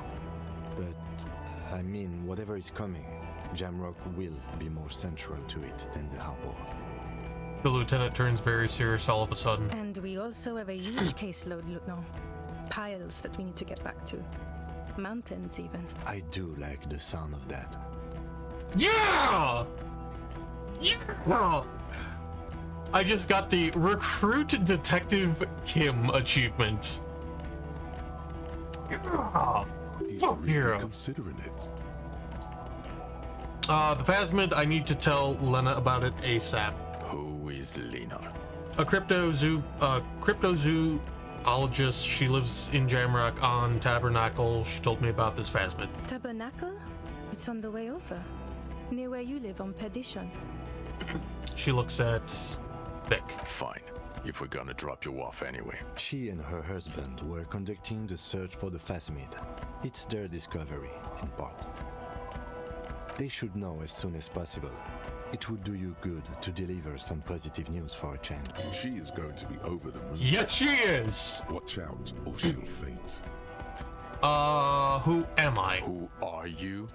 You're a gym teacher. Well, obviously you're not a gym teacher anymore, but... Before you were a cop, you were a gym teacher in Coron.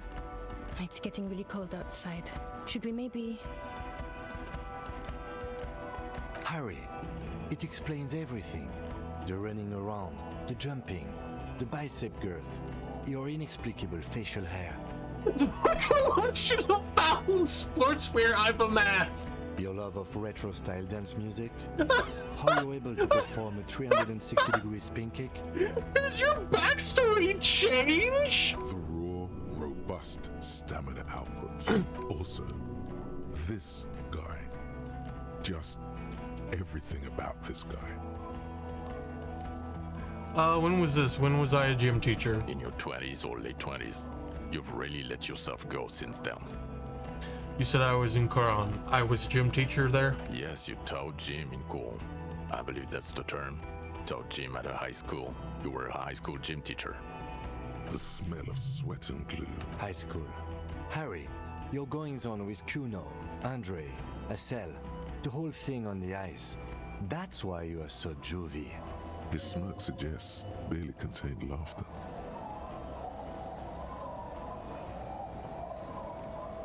Do they have backstory for everything you do? regular. You found some chick. She inspired you to fight the big fight. Be more than you are. All that. You, every morning, walking from Voyager Road to teach gym. She, leaving for the academy with her spring coat on. The air filled with the smell of smoke and raspberries and incredible hope. And I knew it. I knew no normal human being can run like that. He's an honest-to-God gym teacher. Why am I like this? It's not a mystery. Some chick fucked you over. Also, you were drunk. You really went with it too. Really maximized the damage. What's her name, Dora? Yeah. Dora Engelund, I think. Not Dora Dubois. Wait, Dora Engerland? Something like that. Half Vazan. So we weren't even married? No one is married anymore. This is Revachol. When was this? God, I don't know. 6 years ago. She was way before my time. 6 years and you haven't gotten over it? What the hell is wrong with you? 6 years! Yeah. Or 7. You're not doing too good there. It's an old man thing. 2 old years equals 1 normal year. That and Dora Engelund really tore you a new one. A big one. Who was she? Incredibly bangable. Huh? She was extremely fuckable, Harry. Gorgeous. A gorgeous bourgeois woman. Wayfish. Like a Welkin, basically. Heartbreak, Welk, pain. I've only seen a picture. But it's obvious you formed a real spiritual connection with how pretty she was. Look, the sun is about to go down. I think she taught in the Académie des Arts, east of the river. Way east. Hard to say which came first, the middle-class chick or the drink. Egg and the chicken kind of thing. My point is, you need to see a psychiatrist about this shit. Not a psychologist. Several degrees harder. Is there something harder than a psychiatrist? A forensic psychiatrist? Go talk to that. That's a good line. Precinct 41, what kind of station is it? Us. We're the bloody murder station, haven't you heard? We're the bad guys. No one likes us. Hey, Kina. That's not true. Jamrock is too big for one precinct. You're just understaffed, and everyone respects the 41st. You have Captain Price. Thank you, Lieutenant. You're being kind. It is an understaffed station, and the district is too big, which is why we need to... He tilts his head northward. Get back to it. We left Torson and McLean to run the Sea Wing. It's not good. Mostly, that's... I mean, alive is good. Did we recently shoot up a church by any chance? So he remembers that. Yes, there may have been a raid on some churches. It wasn't good press. Shooting up churches never is. I was out of town, to be clear. What happened? Why did we need to go there? Our enemies were hiding in a church, to the best of our information. That's it. I'm not talking about this anymore. Your security clearance is shit tier right now. You have to wait for it to go up. He means it. The RCM and its enemies will not, your clearance will not go up while you're within earshot of the Union That's fair. headquarters. So I work in the bloody murder station. Okay. It's not the bloody murder station. It's an old converted silk mill with green desk lamps and a coffee corner. A lot of good people work there. Hard. Every day. Jamrock is the largest ghetto in Revachol. Faubourg, technically, but it's divided into 11 districts. Jamrock only has us. The press will blow over. Jamrock is lucky to have you, and it's often considered to be the greatest of the districts. You're lucky to have it. Thank you again, Lieutenant. I'm ready. Good. She looks at you, then Vic. Fuck it, let's go. Tron brought his motor carriage. It's a 20-minute drive to Jamrock. Under the afternoon sky, the great district hums. A chessboard of wooden houses, 80,000 living souls, and chimney stacks. Fire traps as far as the eye can see. From Main Street to Precinct 41, to Boogie Street, forking into the snow-swept horizon. You close your eyes and hear the dogs bark. A lone woman sits by a factory window. This game is to write strikes. beyond amazing. De Saint-Jérôme, I'm going to play it again. Slides into a square-shaped chamber. In Old South, a man without eyelids smiles. Spring has come. It's time. Dawson? Yes. McLean? Yes. Idlestam? No. Vicmere? Yes. Dubois? Of course. Really? Nix Gottlieb looks up from the list. I hear he's unstable. You say that like it's a bad thing. Captain Ptolemy Price gestures with a ballpoint pen. It's dim in his office, and the curtains are drawn. Harry's our man. He'll pull through. When he does, he'll side with the people. Understood. Gottlieb returns to the list. Minnow? Of course. Wonderful. Then can we please just Hydrate? go back to Jamrock now?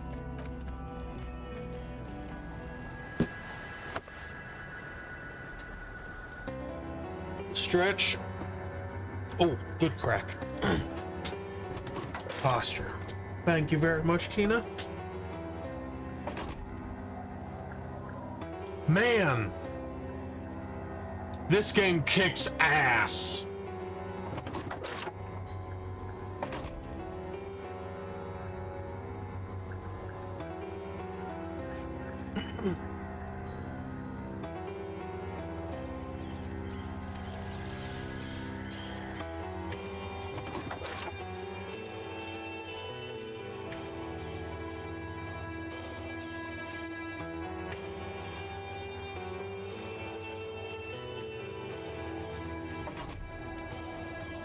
Oh my.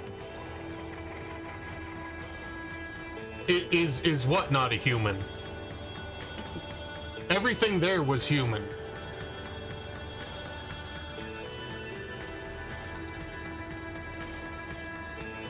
That was the end, yes. I solved the case. I kept my job. Kina, that was Harry. That was Harry in full combat armor. I found all the armor. I found the Phasmid. I solved the murder. I found the armor. I set up the nightclub. Yeah. Fuck my gun. Don't give a shit. God damn, that's good shit.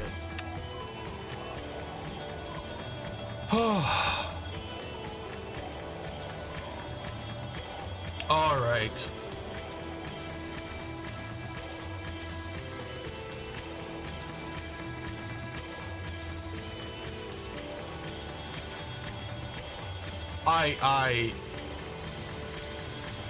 I honestly cannot. I am so looking forward to another playthrough of this. I cannot possibly describe.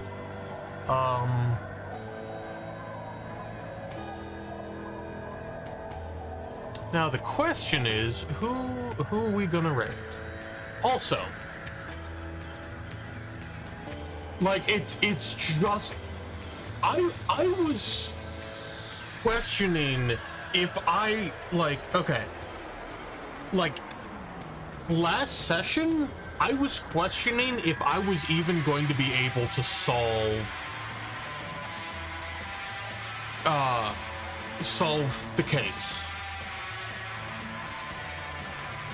And then not only did I solve the case, but like I almost solved it completely. There is one like half thing.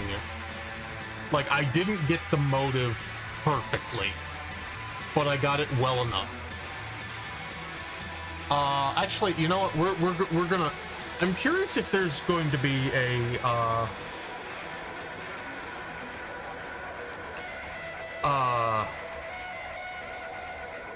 I want to see. Oh wait, can I pause this? Can I pause? Oh, I can't pause it. A serious working class. Oh my God! Look at all these. I want to appreciate these people's voice acting. Please slow down, game. Fuck Gary.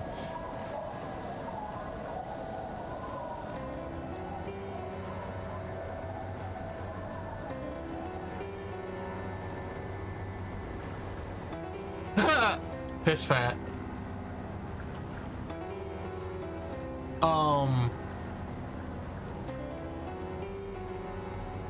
Wait.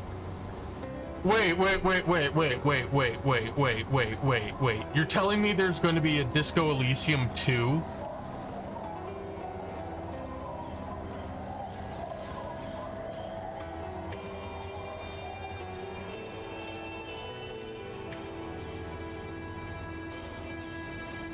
Oh.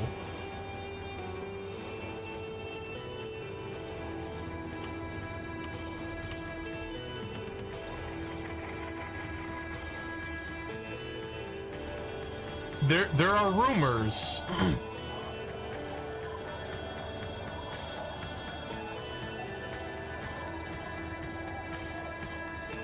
They have plans for an expansion and a sequel and a tabletop RPG version of the game's rules and a translation of the novel the game is partially based on, but they're going to be working on translations and ports for a solid year post-release before they get started on anything. Oh, that's so good. I didn't even know this was... The future holds more of Elysium. We've spent years redesigning the world and we're not ready to leave yet. Martinez is just a slice of Revachol, and Revachol is just a single capital among many others. Who knows where the future will take us? I am, like... I do not buy shit when it comes out.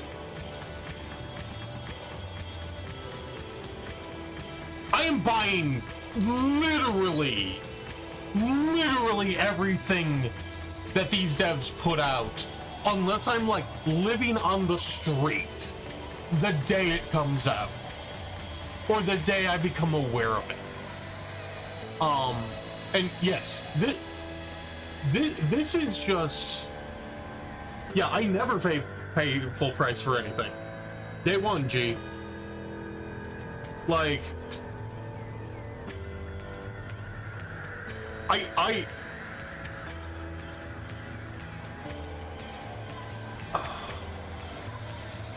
I honestly...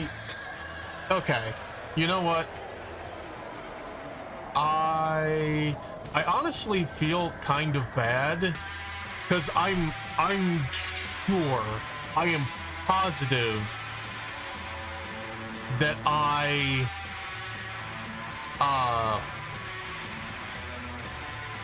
bought this game on sale, and like there's so much work here. I feel bad having bought it on sale. So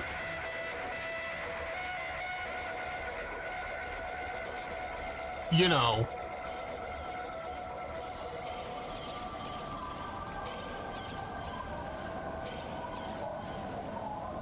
I have to fix that. I have to throw more money at these devs.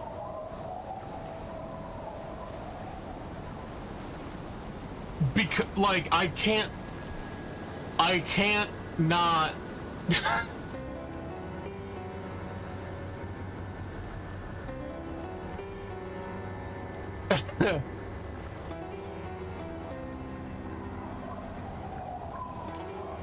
Like, oh my god, and I only got like 7 of 40 achievements.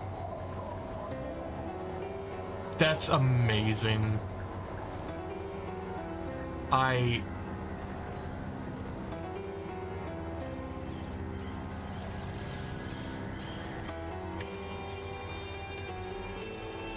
This is okay.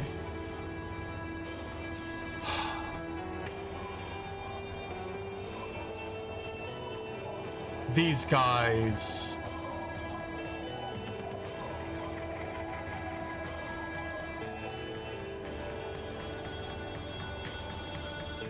Did they also... I'm interesting. As most of it is not spoiled, so it will be... Kina, the best part is... Mankind, be vigilant, we loved you. The best part about this game is... even if you watch the entirety of my playthrough, your playthrough is going to be completely different. Like,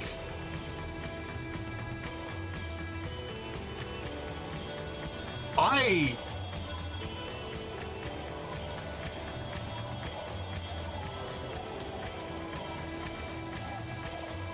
pulled off bullshit.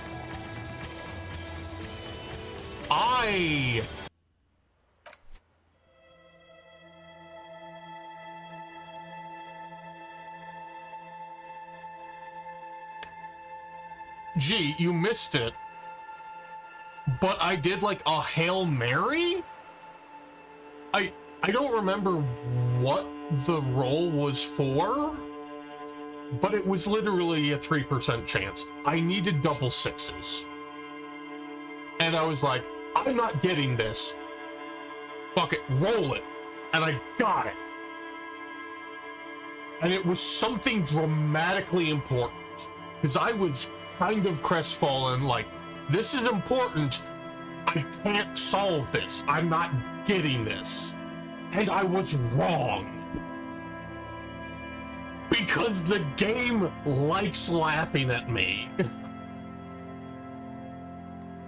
But yeah, it's better than a nat 20 because a nat 20 is only 5% of the time, and 1 out of 36 is about half that. So it was a nat 40. But anyway, yeah, we're going to we are going to raid Mr. Dan Jones. He is a very good lad. I don't know what he's playing. It looks trippy as hell. But yeah, go give Dan some love. He is a very good lad. I have not hung out in his streams in a very long time, but you know, that's what happens when he streams at like horrible times in the morning or like really late at night for me. Time zones suck. But yeah, shit, I don't know what I'm going to be streaming next week. You can always check the VOD, G. I would like to try to figure out something relatively short to play on Wednesdays, because this was kind of long. But yeah, this was incredibly good. I hope you all have a wonderful night and do take care, and I will see you next time. Bye.